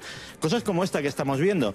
Lo que estamos viendo es una filmación que ocurre aproximadamente en 2006 durante uno de los campamentos que organiza el proyecto Gesdalen, que es el que estudia estas luces para estudiantes de secundaria, para que vean cómo es una investigación científica in situ. Porque hablamos de científicos implicados y de aparataje, con lo que tenemos ahí, con cámaras desde el año 81. Efectivamente. Fijas en un punto del cielo por algo, ¿no? Porque pasan estas cosas. Porque pasan estas cosas. Para centrarnos un poco, en 1981, en ese valle, donde antes no había pasado absolutamente nada, empiezan a aparecer multitud de cosas extrañas en el cielo. Luces nocturnas, objetos sólidos diurnos, incluso aparecen marcas en el suelo. Hay un caso en el cual un rectángulo de 4 por 5 metros de suelo es levantado por una maquinaria que no existe y de la que no hay huellas y trasladado, cortado limpiamente incluso las raíces de los árboles a varios metros de distancia. Es decir, empiezan a suceder cosas extrañas. Y un grupo de científicos del Colegio Universitario de Østfold, en una localidad cercana, deciden investigarlo científicamente. Instalan cámaras, instalan tiendas de campaña, en una época posterior incluso radares y todo tipo de medidores, y desde entonces llevan investigando este fenómeno que, para hacernos una idea, en su época de mayor magnitud alcanzaba los 20 avistamientos informados por semana. Esto ha ido decreciendo en el tiempo, pero en absoluto ha acabado. Pero ahora estamos hablando de 20, pero 20 al año, que sigue siendo, para documentarlo científicamente, un material muy valioso, pero que nos dice que esto está decreciendo importantemente. Santi, mucha gente estará viendo las escenas ahora mismo y se estará preguntando qué demonios es esa hilera de focos que parece que tienen una luz propia, que aparecen en la noche, que se dividen, que otros desaparecen. ¿Se ha especulado con algún tipo de explicación para este tipo de apariciones? ¿Gases? ¿Temas que tienen que ver con la aurora boreal? No sé, ¿se ha dicho algo? La verdad es que los científicos en esto son sumamente cautos. Se han celebrado 2 grandes simposios científicos sobre el tema, patrocinados por esta universidad, a los cuales han ido científicos a nivel mundial de primera línea y han sacado las siguientes conclusiones. El fenómeno es real. Hasta ahí todos de acuerdo. El fenómeno mueve una cantidad de energía increíble. Hablan de gigavatios, con lo cual uno de los intereses para estudiarlo es ver si se podía hacer un aprovechamiento energético si estamos hablando de algún tipo de fenómeno natural. Pero no se puede predecir cuándo van a aparecer. En absoluto. O sea, lo único que hay tabulado estadísticamente es la frecuencia. La frecuencia desde esos primeros años 80 hasta nuestros días ha decrecido muchísimo, pero la ventaja es que ahora, más de 20 años de fenómeno y más de 20 años de investigación, hay estaciones fijas que están constantemente, pues desde internet podemos incluso pinchar para ver las últimas imágenes. A día de hoy, y que están registrando. De hecho, en este año 2010 ya ha habido casos registrados, avistamientos con testigos y con documentación, con lo cual el fenómeno sigue en pie. El problema es que solo ocurre de noche, o al menos solo es visible de noche porque hay una componente luminosa importante. A pesar... Sí, lo estamos viendo, ¿no? Hay una cosa, Santi, porque es importante, que hay más filmaciones, vamos a ir viéndolas, algunas otras formaciones tienen como una similitud, ¿no? Las imágenes obtenidas con cámaras como esta, cámaras prácticamente fijas. Esas son las cámaras, que enfocan al cielo desde hace 30 años en un punto de Noruega. Me parece apasionante. Y con una universidad patrocinando todo esto. Por favor, Santi, coméntanos. Esta es la primera imagen, que toma la estación fija recién instalada en 1998. Se tienen que tirar casi 2 años para obtener una buena imagen del fenómeno, pero efectivamente obtienen... Me parece algo triangular. Efectivamente, lo que dicen muchos testigos, y esto concuerda, describen un objeto en forma de bala, concretamente. Es posiblemente de todas las descripciones en forma de árbol de Navidad, cuando lo ven vertical, pero siempre hablan de triángulos, de formas ahusadas, etcétera, etcétera. Y esta filmación, que nos la han puesto varias veces y que incluso vemos una ampliación, la ampliación es porque no solamente se ve claramente atravesar el firmamento ese objeto triangular, sino que en esas ampliaciones podemos ver cómo un objeto más pequeño aparece de la nada y se introduce dentro del objeto mayor, del objeto más brillante. Sí, señor.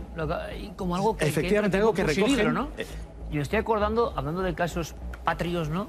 Del caso del llamado OVNI de Castilla, o portaaviones sobre Castilla, se le llamó, portada de todos los periódicos, año 65, y la descripción y dibujos que hicieron los testigos, entrevistados por todas las revistas de la época, eran idénticas. Es que nunca he visto algo tan idéntico a esa formación, una especie de ala delta luminosa que en aquel momento se vio sobre todo Valladolid, todo Palencia y gran parte de Castilla. Fenómeno Hesdalen.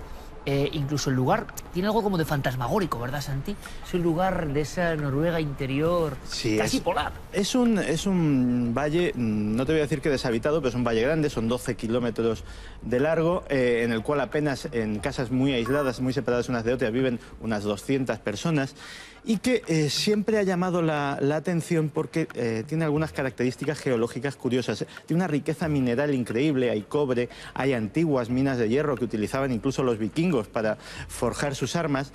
Y incluso hay ciertos elementos raros, ciertos metales raros que son utilizados en aeronáutica y que son abundantes en la zona, pero que ahora mismo no se explotan. Por ejemplo, el escandio. La aviación rusa utilizaba en sus aviones de caza ese mineral tan escaso y era una de las zonas de donde lo sacaba. Un sitio rico en ese tipo de propiedades.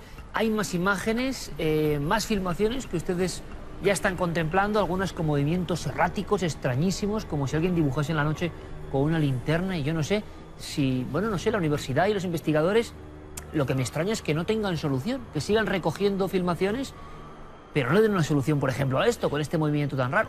Este movimiento además es, digamos, hemos visto la parte de los fenómenos grandes, con muchos de estos objetos que se acercan al suelo, que se posan incluso en tierra. Los testigos los describen como grandes, como un granero, que nos podemos hacer un poco la idea, pero también hay pequeñas pelotitas luminosas del tamaño y la forma de un balón de fútbol que aparecen y tienen unos movimientos erráticos, muy rápidos. Este va incluso relativamente lento, porque hay algunos que con un simple disparo de cámara fotográfica te llenan de líneas de lo rápido que va esa simple fotografía. Es algo que parece que tiene cierta inteligencia, o sea, no parece un fenómeno natural, ¿no? Y sobre todo que no se mueve, y eso sí que es una de las cosas que han determinado, que no se mueve según las leyes de la física conocida. Es decir, si fuera un objeto sólido no podría hacer ese tipo de movimientos simplemente por las leyes de la inercia, por ese tipo de esclavitud que tiene la física. Estaríamos hablando o bien de un objeto inmaterial, o sea, de algo que fuera pura energía, o bien de algo que de alguna forma desafía las leyes de la física. Estos objetos, para que te hagas una idea, la velocidad récord que se les ha calculado es de 8,5 0,5 kilómetros por segundo. De eso a estar completamente parados, a veces durante 2 horas. ¿Y sonidos, Santi? Sonidos parece ser que no hacen. Hay informes, ya te digo, incluso de que han perseguido automóviles, se han posado o han estado estacionados sobre domicilios particulares. Hay avistamientos tan largos, ya te digo, como de más de 1 hora, casi 2.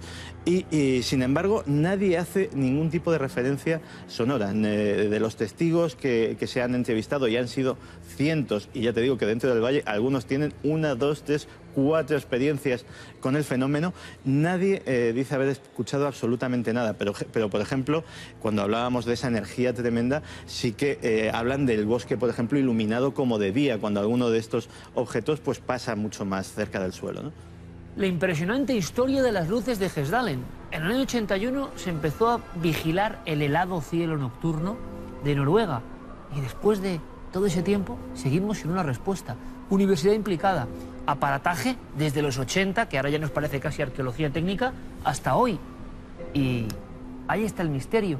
Un misterio que, como siempre, nos ha contado de manera excelente nuestro compañero Santiago Camacho. Gracias, Santi. Gracias a ti. Bueno, una cosa más que te propongo. Dime. ¿Te parece que conozcamos un poco más por dentro estas latitudes? Porque fíjate, si hablamos de lugares lejanos, hoy hemos estado en los desiertos del Perú, por ejemplo, otros sitios, qué poco se conoce la Europa nórdica, ¿verdad?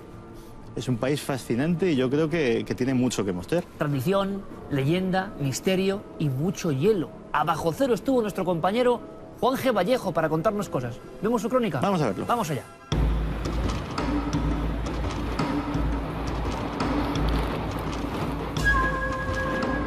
Otras fronteras y otros mundos se abren cuando se llega al límite más al norte que existe en Europa.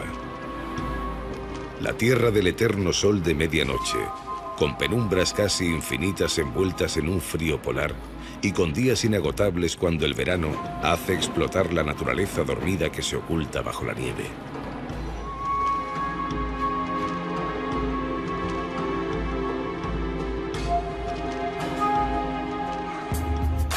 Esta es sin duda una tierra de leyenda donde exploradores y aventureros desafiaron a los elementos para conquistar a principios del siglo XX los últimos confines de la Tierra.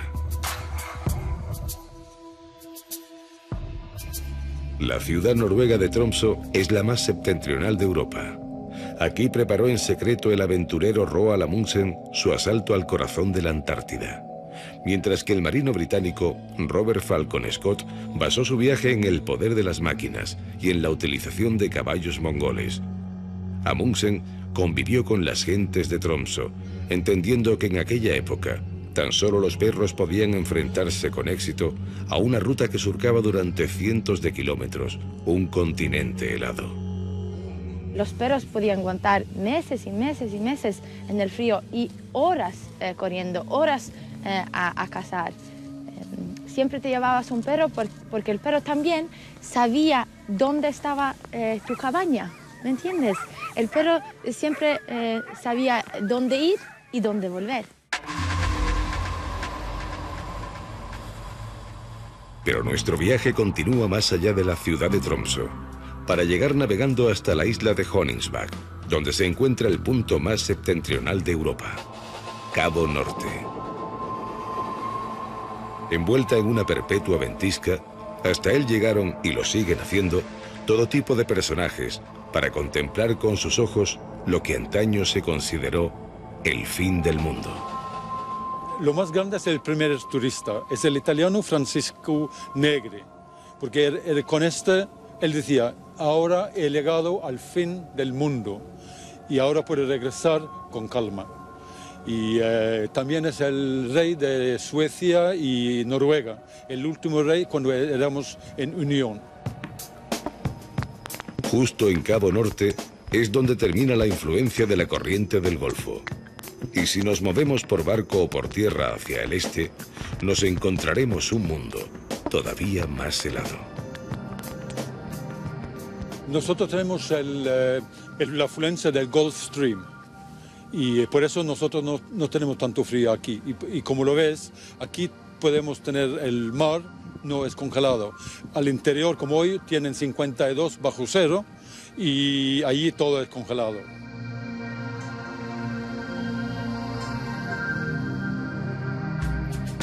Pero si los viajeros llegaban antes a Laponia buscando entrar en contacto con lugares ignotos, hoy lo hacen para contemplar uno de los espectáculos más impresionantes que nos puede dar la naturaleza: la aurora boreal.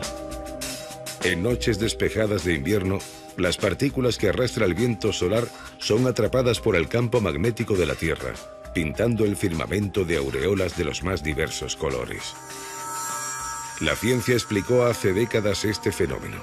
Sin embargo, para los aborígenes de esta región, los samis, la aurora boreal era el reflejo de los espíritus de los muertos. Así que en su presencia había que mostrar el máximo respeto, sin que ni tan siquiera se pudiera alzar la voz. Los samis fueron maltratados por el gobierno noruego hasta principios de los años 60, cuando eran internados en colegios especiales en los que se les prohibía su idioma y su cultura.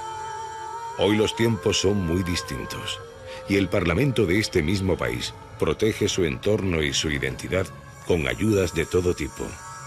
Su supervivencia en un hábitat tan extraño les hace ser uno de los pueblos más enigmáticos de la Tierra.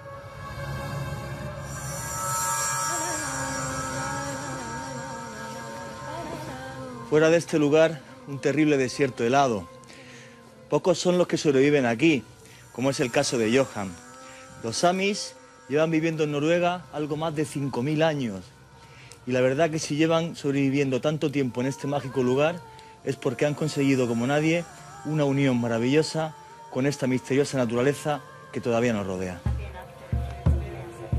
Junto al fuego, después de tomar un denso estofado de reno, acompañado con pan untado en mantequilla, nuestro anfitrión nos canta la melodía que de generación en generación representó a su familia en los viejos clanes tribales. De su garganta salen palabras cuyo significado entienden ya muy pocos. Sones que reflejan de manera inigualable el alma de una tierra, tan inhóspita como maravillosa.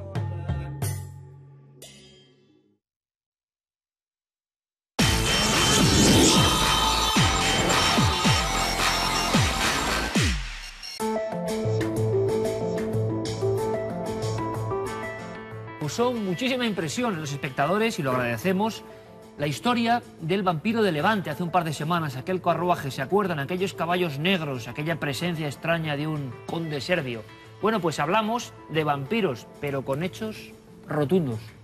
Y con hechos además científicos, porque hace unos días en una excavación arqueológica se hallaba en Moravia el cadáver de un vampiro. El descubrimiento se ha realizado en el área del Museo al Aire Libre de Modrá, donde los arqueólogos llevaban excavando más de 10 años. Entre las 36 tumbas halladas, una llamaba poderosamente la atención, ya que estaba cubierta de piedras que habían sido quemadas y debajo de ellas se encontraba un cuerpo cuyo cráneo estaba atravesado por una gran piedra. Los especialistas se dieron cuenta de que había sido enterrado como un vampiro. Se tenía la creencia de que las personas con algún problema físico traían la mala suerte. Por ello, cuando morían, eran enterradas bajo piedras quemadas para purificar su espíritu y que no pudieran salir de la tumba. Pero lo más sorprendente es que el vampiro de Modrá es un niño que medía poco más de 1,30 m y al que habían literalmente machacado el cráneo.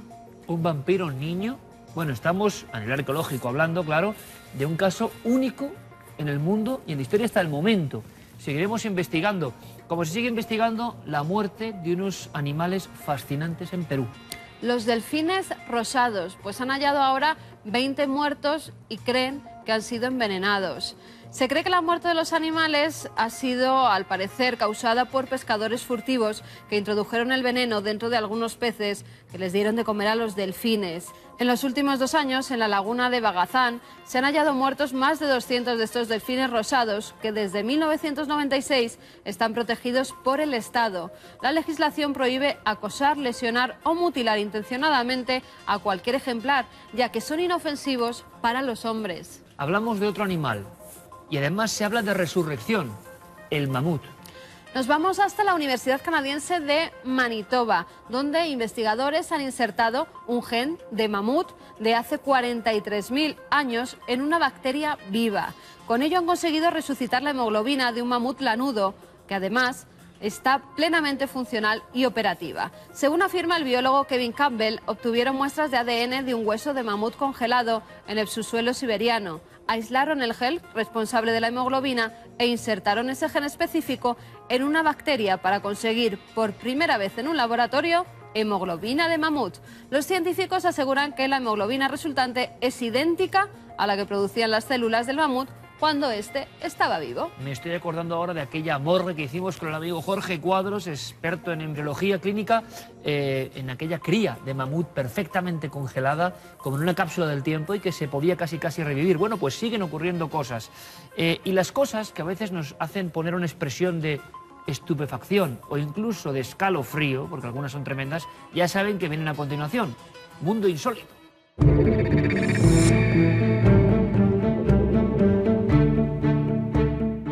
Viajamos hasta Puerto Rico para acudir a un velatorio insólito. David Morales Colón, un joven de 22 años, había sido tiroteado. Bueno, hasta aquí la noticia podía ser un suceso más, ¿verdad? Pero lo insólito es su velatorio. ¿Cómo velaron a este joven? Pues subido en su motocicleta, embalsamado y con cara de velocidad. Ahí lo tienen. Era su último deseo. Cada vez las historias de velatorios son más extrañas e insólitas. Y de Puerto Rico nos vamos hasta Australia, al río Calliope, donde una niña de tan solo 10 años ha sido picada por una medusa caja. Es la única persona en el mundo que se ha salvado de la picadura de este animal. Es tan potente su veneno que ni siquiera llegan a salir a la superficie, no llegan a la orilla. Antes o se ahogan por el fuerte veneno o les da un ataque cardíaco, con lo cual es un fenómeno insólito para la ciencia. Esta niña tenía graves picaduras, incluso cuando la saca su hermano tenía todavía los tentáculos de la medusa enrollados en su pierna, que mire cómo se quedó. Pues bien, estudiada por la ciencia ahora como caso insólito por ser la única superviviente de la medusa caja. Y rescatamos la insólita historia de Martín Lurello. Este hombre se hizo famoso porque era capaz de girar su cabeza 180 grados. Lograba poner la barbilla en la espalda. Incluso se apoyaba. Decía que se podía dormir así. Cuando le veían caminar, él caminaba hacia adelante, pero su cara miraba hacia atrás. Un insólito caso estudiado por la ciencia, pero también llevado al circo, donde hizo muchas representaciones. Para algunos, un simple truco. Para otros, un caso excepcional de un hombre que podía girar su cabeza 180 grados.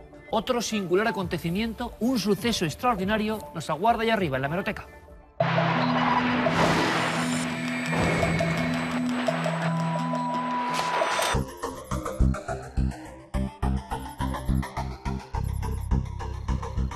Hace 53 años, lo que hoy es un lugar prácticamente unido a la gran urbe de Madrid, Alcobendas, era un pueblecito a unos 14-15 kilómetros. Y allí la vida era apacible, pero ocurrió algo, pasó algo. Algo que fue motivo de una investigación exhaustiva de ese otro periódico de sucesos del que alguna vez les hemos hablado, ensombrecido un poco por el fulgor y las ventas del caso. Era El Farol, semanario gráfico de sucesos. Allí se desplazó uno de los periodistas para conocer la historia de un niño y un pozo. Monchito Matallanas, mirando al interior profundo de muchos metros de un lugar por el que se precipitó.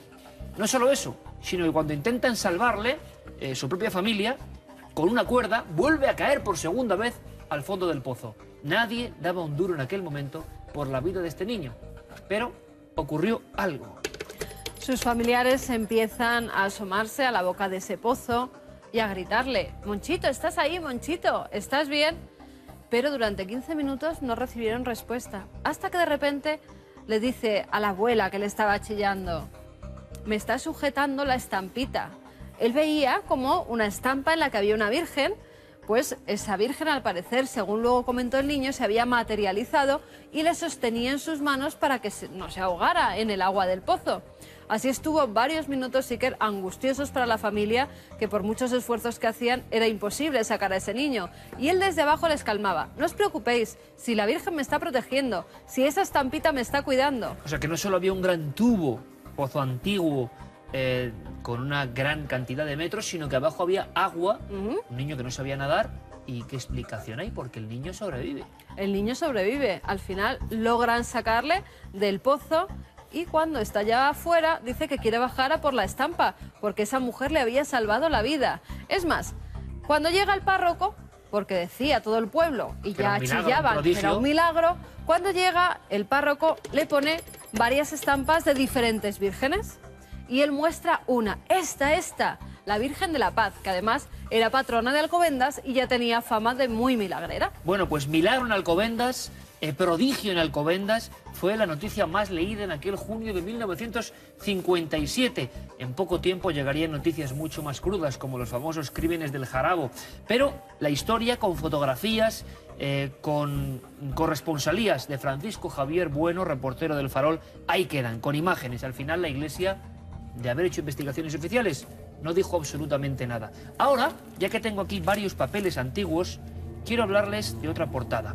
Otra portada realmente impresionante. Es el caso, ahora sí. Verán, ustedes saben que hemos hablado en muchas ocasiones del hombre del saco.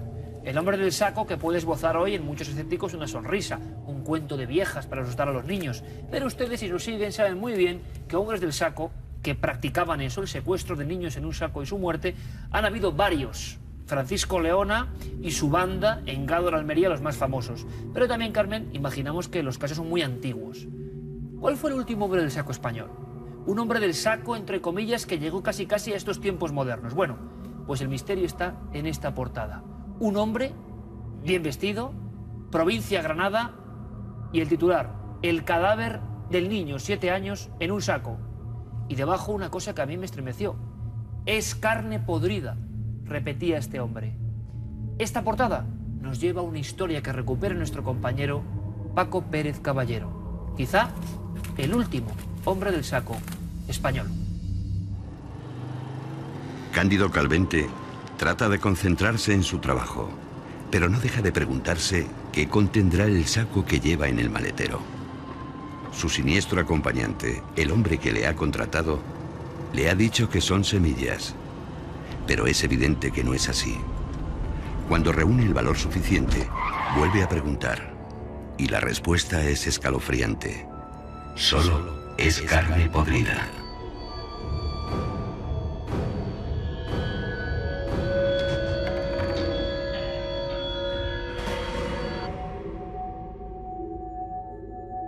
El 6 de julio de 1967, Epifanio Tomé, un niño de 7 años, desaparece de este oscuro callejón del centro de Granada, a solo unos metros de su vivienda. Esto sucede en una calle que se llama Álvarez de Castro, que está prácticamente detrás del ayuntamiento. No una calle, prácticamente es un callejón que no tiene ni la anchura apenas para volverse una persona. Entonces el niño había bajado a jugar, vivía en casa de la abuela, aquella zona en esa entonces era la zona casi de la prostitución en Granada, el barrio donde estaban todas las prostitutas y demás, y por allí no pasaban vehículos ni pasaba nada. Entonces el niño baja, el muchacho este, que tenía 19 años, le dice, vente que te voy a dar un paseo en la bicicleta. Pocas horas después, la abuela del pequeño se presenta en el cuartel de la Guardia Civil. La acompaña un amigo de la familia, José Carlos Ariza, que está a punto de dejarlos a todos atónitos con sus declaraciones. Dice que el niño ha sido secuestrado y que solo él puede rescatarle. Realmente no explica nada. Es que cuando se está produciendo el hecho de la denuncia y están tomando los datos en el atestado, en esos momentos, de manera sorprendente, lo cuenta así la documentación judicial, la persona que acompañaba a la abuela, que es la que estaba haciendo la denuncia, empieza a decir algo que no tiene mucha congruencia. Y es que empieza a decir que él sabe dónde está el chiquillo, que él sabe dónde está el niño, pero que solamente podía salvarlo él y a rescatarlo porque lo tiene su padre, el padre del chiquillo, lo tiene secuestrado en una cueva de una zona próxima a Granada, en la zona de Huatrovega, que son los Revites, las Conejeras, pero que si le dan un cuchillo de monte, que él puede ir a rescatarlo. Las explicaciones de aquel excéntrico joven resultaban difíciles de creer, pero la Guardia Civil se dio cuenta enseguida de que sabía algo importante. Las claves estaban aquí, en Pinos Genil, y los componentes del enigma serían una extraña maleta, un saco y un torrente de agua. Las investigaciones comenzaron de inmediato, pero el misterio terminó por resolverse solo.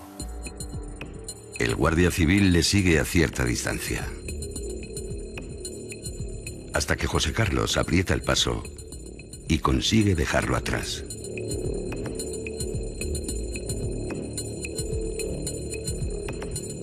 En cuanto comprueba que se ha quedado solo, vuelve a toda prisa a su casa de Pinos Genil, donde guarda un pesado paquete.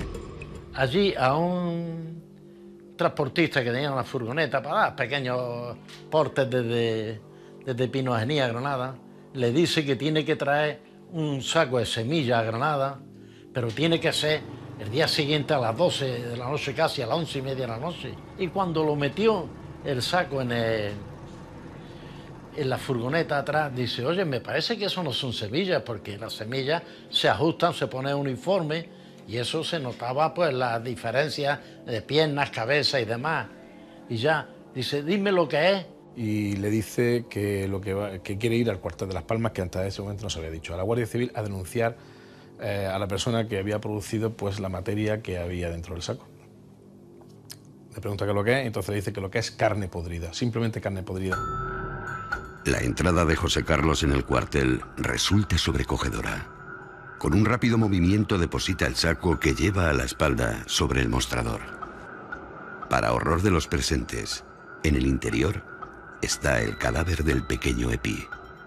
Ante el comandante de puesto, que me parece que era un teniente, dijo eso, de que se había encontrado, que había ido a buscarlo el día anterior, que tenía que ir solo, porque por eso le dio el esquinazo al guardia civil que la acompañaba, y que entró en la cueva y que lo sacó, y que estaba también el padre muerto, el padre del niño. El padre no sabía ni de dónde estaba, y que era una cueva de bandoleros, que había muchos bandoleros, y que había visto allí hasta un avión dentro de la cueva. La investigación no tarda en revelar lo que ha sucedido en realidad. El niño ha sido asesinado por Ariza, que como si fuera solo un bulto molesto, primero lo metió en una maleta y luego en un saco. Le metió en una maleta, el crío estaba inconsciente o dormido, mejor dicho, le sumergió y le asfixió debajo del agua, porque eso es el resultado que dio la autopsia. Parece que hubo una cierta violencia, digamos, para apretarle dentro de la maleta, que luego fue encontrada al día siguiente, el día 8, el domingo, parece que ya fue encontrada por efectivos de la Guardia Civil, incluso una sandalia del chiquillo en los alrededores de la acequia, de un huerto de Pinos Genil. El móvil se barajaron varios, uno que podía ser incluso despecho, porque Juan Carlos Ariza estaba detrás de una de las tías, hermana de la madre del chiquillo, y podía no ser correspondido. Lo peor de esto es que el chiquillo conocía al asesino, le invitó, porque el asesino le invitó a un bar, el bar Humilladero en Granada, le invitó a un vaso de leche, ahí es donde le echó ese narcotizante, esa droga para dormirle, y claro, yo creo que fue tremendo aprovecharse del conocimiento para transportarle durante 6 o 7 kilómetros dormido el chiquillo, porque se quedó dormido, incluso se cayó, le recogió entre el manillar y el cuerpo, le transportó, meterle dentro de una maleta y meterle debajo del agua en una acequia, me parece, yo no conozco ningún caso ni siquiera similar a este.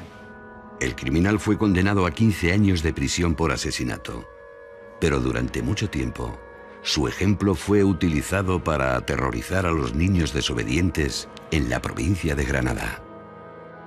Y eso rememora pues esa vieja leyenda del hombre del saco que todos los padres les cuentan a los niños, que va a venir el hombre del saco y le va a secuestrar. Bueno, digamos que esa connotación con la leyenda pues hizo que circulara por toda Granada aquel horrendo crimen.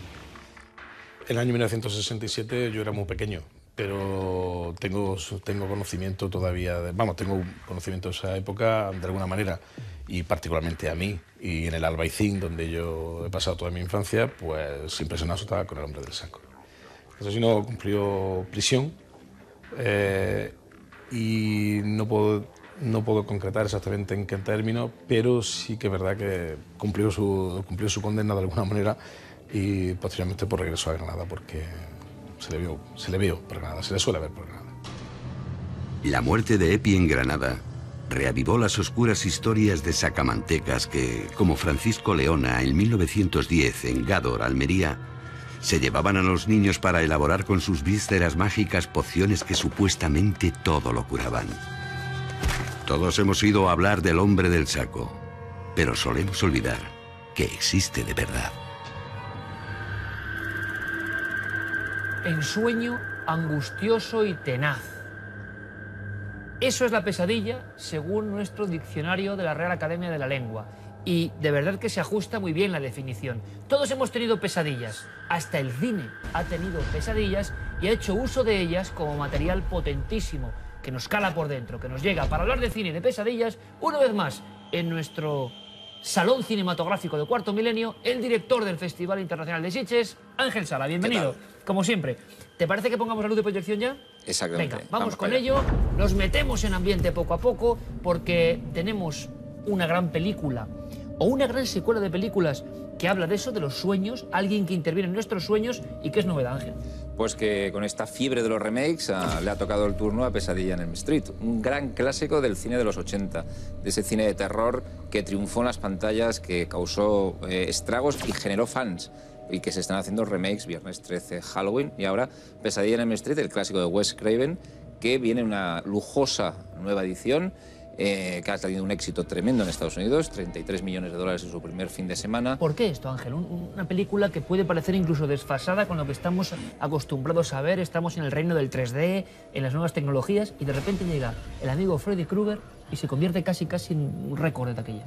Porque son películas que el original, la idea es muy buena, es decir, es un icono, es decir, el asesino que mata si te duermes, a través de los sueños, eso da miedo, ese concepto es muy potente. Entonces lo empacan de una manera más moderna, con las tecnologías de hoy en día, en una película que está muy medida económicamente, no son muy caras, y que están hechas para ser amortizadas el primer fin de semana.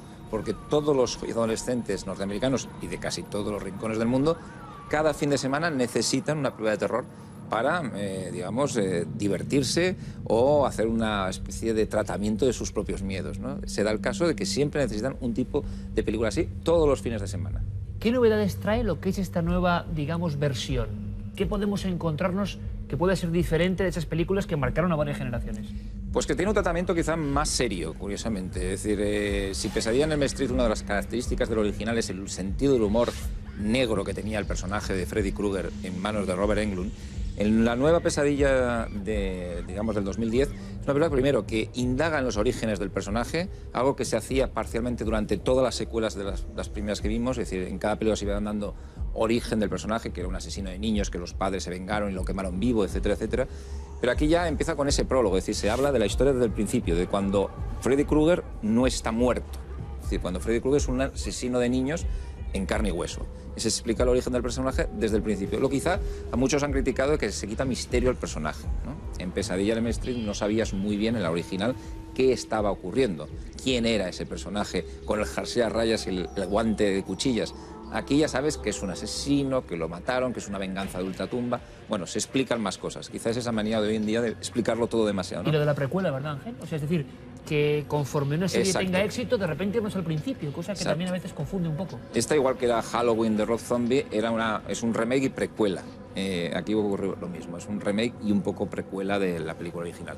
Es curioso de todas formas, yo me estoy preguntando, estamos viendo escenas, algunas de ellas clásicos del cine ya universal, imagino, años 80, una chica bañándose, exuberante, la espuma, y aparece una mano con cuchillas.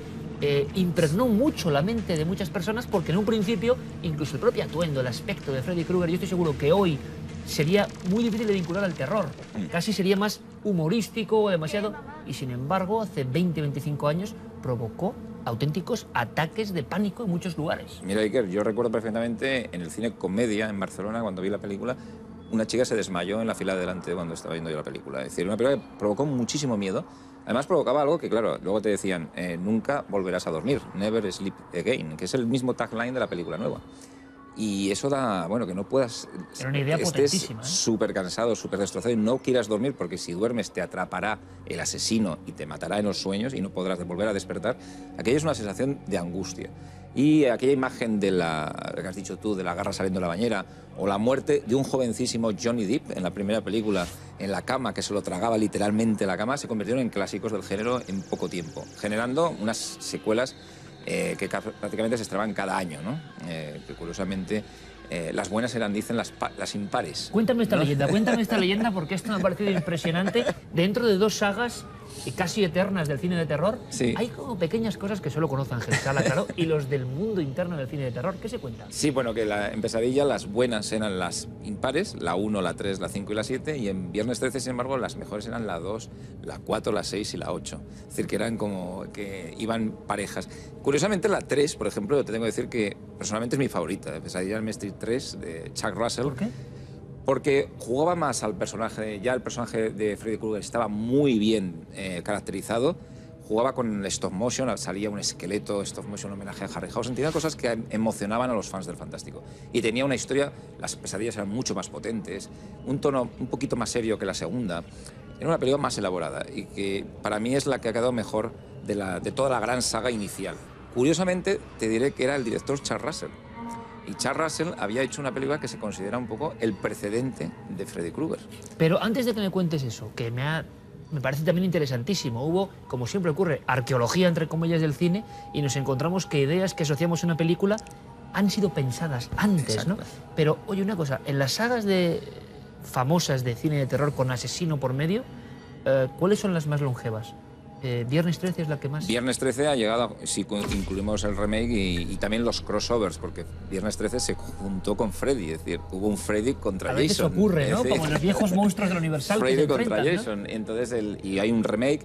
Viernes 13 es la más, y Halloween son las más longevas. ¿Que han llegado a cuántas emisiones? Pues mira, Viernes 13 se está ya por las 11 películas. Madre mía. 11 o 12. Y es la más. Es decir, hubo una temporada que había todos los años una película de Viernes 13. Y Halloween ahora ha vuelto a renacer. Y no sé si habría que sumar también las secuelas del remake, que ya es como casi incontable. Porque ahora hay remake y luego secuelas del remake. Y Pesadilla en Elm Street, ahora no sé qué pasará, porque también hay un remake, harán secuelas de ese remake, pues entonces ya nos iríamos a 7 más el crossover 8, 9, esta es la 9, ¿sabes a dónde llegarán? Que desde luego demuestra que estas películas tenían algo, no sé el qué, que impactó sobre todo a la juventud. Era un terror sobre todo para jóvenes. Y tú nos descubres en esta sección, que hay una película anterior, porque el concepto era tremendo, un asesino fantasmagórico que se mete en tus sueños. Bueno, hay algo antes, ¿no? Hay una película que es una película de culto de los 80 que se llama Dreamscape, La Gran Huida en España. Una película que, atención, el protagonista era un jovencísimo Dennis Quaid, es decir, hecho un chaval, donde el presidente de los Estados Unidos tenía pesadillas horribles con el apocalipsis, con el fin del mundo, una guerra nuclear, y en ese apocalipsis se le aparecía un personaje aterrador, que era una especie que se manifestaba como una serpiente, y que la aterrorizaba y que llegaba a producir casi ataques al corazón. Y o sea, una vez más, el mismo ser se aparecía. Exacto. Y un investigador de lo sobrenatural que se introduce en los sueños del presidente para solucionar este tema, ¿no? Que era Dennis Quaid. Era Dreamscape, una película divertidísima, muy bien realizada, muy bien interpretada, un clásico de esos de los 80 que disfrutabas. Cine de terror fantástico, con garra, con espíritu, con cierta... incluso poesía del género, y que influyó en cierta manera luego más adelante. ¿Es años anterior? No, es un poquito antes. Hubo incluso gente que dijo que Pesadilla, que era muy coetánea, cogió cosas de Dreamscape, se copiaron cosas, gente que incluso Wes Craven ha dicho también que fue Dreamscape el que copió, pero realmente Dreamscape fue anterior.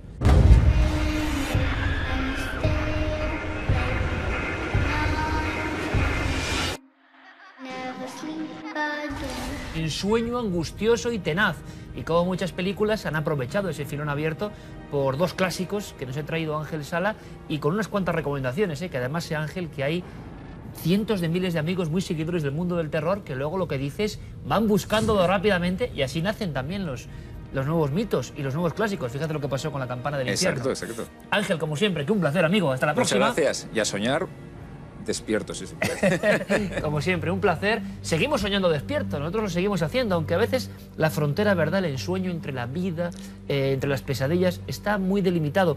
Nada como las fotografías para acercarnos a ese otro lado del espejo. Fotografías que ya están preparadas, Carmen. Pues sí, que tenemos las fotos preparadas, además fotografías antiguas, de otro tiempo, donde se ve a una familia, un grupo de amigos, con muchas botellas alrededor en algún tipo de celebración. Desde Valencia, Javier Izquierdo nos enviaba esta curiosa imagen y además nos decía que él no podía resolver quién era o qué era el personaje que se ve precisamente en la ventana lateral derecha. Nos preguntaba si podíamos sacarle de dudas y nosotros, como hacemos siempre, hemos analizado la imagen y nos hemos encontrado con cosas muy curiosas. Está muy pixelado porque al ser un escaneado de la imagen antigua, al hacer el zoom, pues pierde mucha definición esa cara que está ahí, Iker. Mira. Difícil de ver, ¿eh? Es complicada de ver. Voy a intentar ampliarla poco porque estamos intentando estar en contacto con el televidente que nos había enviado la imagen. Porque fíjate, a mí me ha extrañado que Guillermo León nos diga, quizás sea lo más parecido a un fantasma real que hemos podido contemplar en una fotografía antigua que nos haya enviado un telespectador. Bueno, pues presten mucha atención. Si pueden arrojar algún tipo de dato, algún tipo de ayuda, ahí tenemos la imagen que ya con su pátina antigua da cierta impresión. Y si Javier Izquierdo nos está viendo, por favor, que nos envíe la imagen para que podamos analizarla in situ, Iker. ¿Vías de contacto? 2 vías de contacto si desea que analicemos sus fotografías o si nos muestra también algún rincón de la España insólita.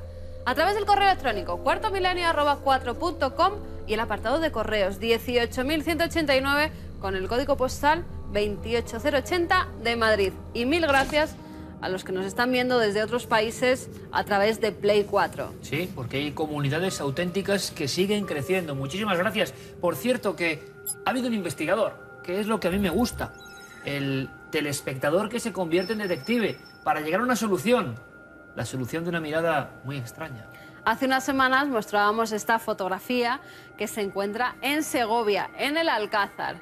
Un niño con las cuencas de los ojos vacías. Si invertíamos los colores todavía era en negativo, ¿verdad? Más inquietante. Pues bien, ahora Manuel Puga se ha ido hasta el Alcázar de Segovia, donde ha hecho una visita. Se le ha dicho, vamos a resolver el misterio, pero bien. Y le han mostrado este mural, el mural de Pablos. Se llama así porque lo hizo Muñoz de Pablos. Y nos decía que si nos fijamos, no solamente el niño, y voy a ampliarlo, sino que todos los personajes tienen las cuencas vacías. Bueno, los vemos, ¿verdad? ¿Y esto por qué? Pues la solución es bastante simple. Lo que muestra este mural es a Isabel la Católica, la reina de Castilla, en la iglesia de San Miguel. Voy a poner las figuras, mira, ahí las tenemos, para que los espectadores se fijen en ellas. Sí. Y dice que esa investidura se produce un 13 de diciembre de 1474. Pues bien, el 13 de diciembre es la festividad de Santa Lucía. Y Santa Lucía es la patrona de los invidentes. Así que el artista pues quiso representar de forma tan curiosa, madre mía, a todos estos personajes que se encontraban, vamos a poner la foto original, en esa celebración. Y el niño, como no, también tenía los ojos vacíos, negros. De verdad que son cosas que hacían los artistas castellanos y de todo el mundo, que eran pequeños códigos que ellos sabían. Impresionante investigación. Muchísimas gracias a nuestro amigo. Se llama Manuel Puga. Pues muchísimas gracias, Manuel. Así es como nos gusta la audiencia, activa, haciendo cosas, descubriéndonos historias alucinantes. Y fíjate, no salimos de Castilla, porque hablamos de un lugar de poder.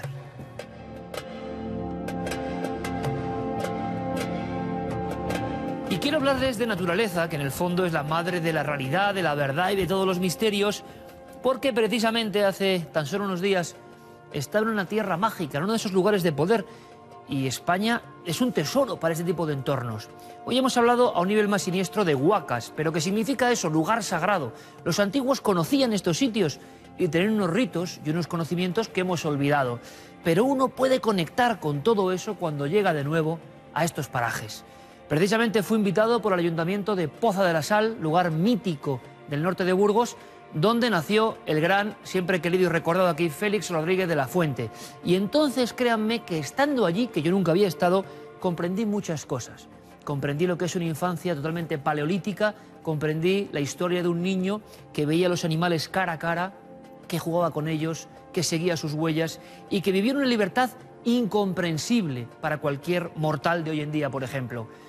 Entiendo ahora por qué Félix contaba las cosas como las contaba y cómo ningún biólogo, ningún científico podía igualarle, porque él era el niño que quedaba con otros niños en una cueva prehistórica, el niño que se bañaba bajo la lluvia en plenas noches de otoño, el hombre que veía los linces y veía los lobos y convivía con ellos. Quiere decir esto que el entorno también conforma parte de nuestra alma y nuestro cerebro. Y fíjense, una pequeña anécdota. Fuimos a Pozo de la Sal y después íbamos a Burgos a dar unas conferencias precisamente sobre el 30 aniversario de la muerte, solo en lo físico, del maestro Félix. Y se contaba la historia que el día del entierro de Félix en Pozo de la Sal, el cielo se puso oscuro, la tristeza fue tremenda, comenzó a llover, y dicen algunos, entre ellos el mítico Antón García Abril, compositor de la célebre sintonía de su programa, que se vio un gran lobo. Saben ustedes que el lobo jamás se deja ver, es muy difícil que sea contemplado por un ser humano. Todo el mundo lo interpretó como una señal, como una extraordinaria señal, porque Félix, prácticamente hasta el día de su muerte en Alaska, el 14 de marzo del 80, dijo que él se reencarnaría en lobo. Pero hete aquí, no les miento, porque hay testigos, que nosotros yendo por la carretera de Pozo hacia el páramo de Masa, nos encontramos primero con un arco iris increíble, en pleno sol el día se hizo noche, comenzó a granizar, un granizo como yo no he visto en mi vida, acabamos de ver un monolito solitario que hay en recuerdo a este hombre, y de pronto, delante de nuestro coche y de la comitiva que iba con nosotros, se cruzó algo que yo vi casi como una mancha plateada grisácea y que Carmen pudo contemplar mejor a su derecha. Un enorme lobo. En fin, hay señales, no me cabe la menor duda, que existen y se producen. Y seguro que a ustedes le pasa lo mismo. Hay muchas señales de cosas, porque la naturaleza nos quiere contar historias, nos quiere decir algo, pero muchas veces estamos adormilados y no queremos atender. Hágame el favor, estén muy atentos. Las señales siempre, siempre, aunque no creamos en ellas, están ahí. Hasta la próxima semana, amigos.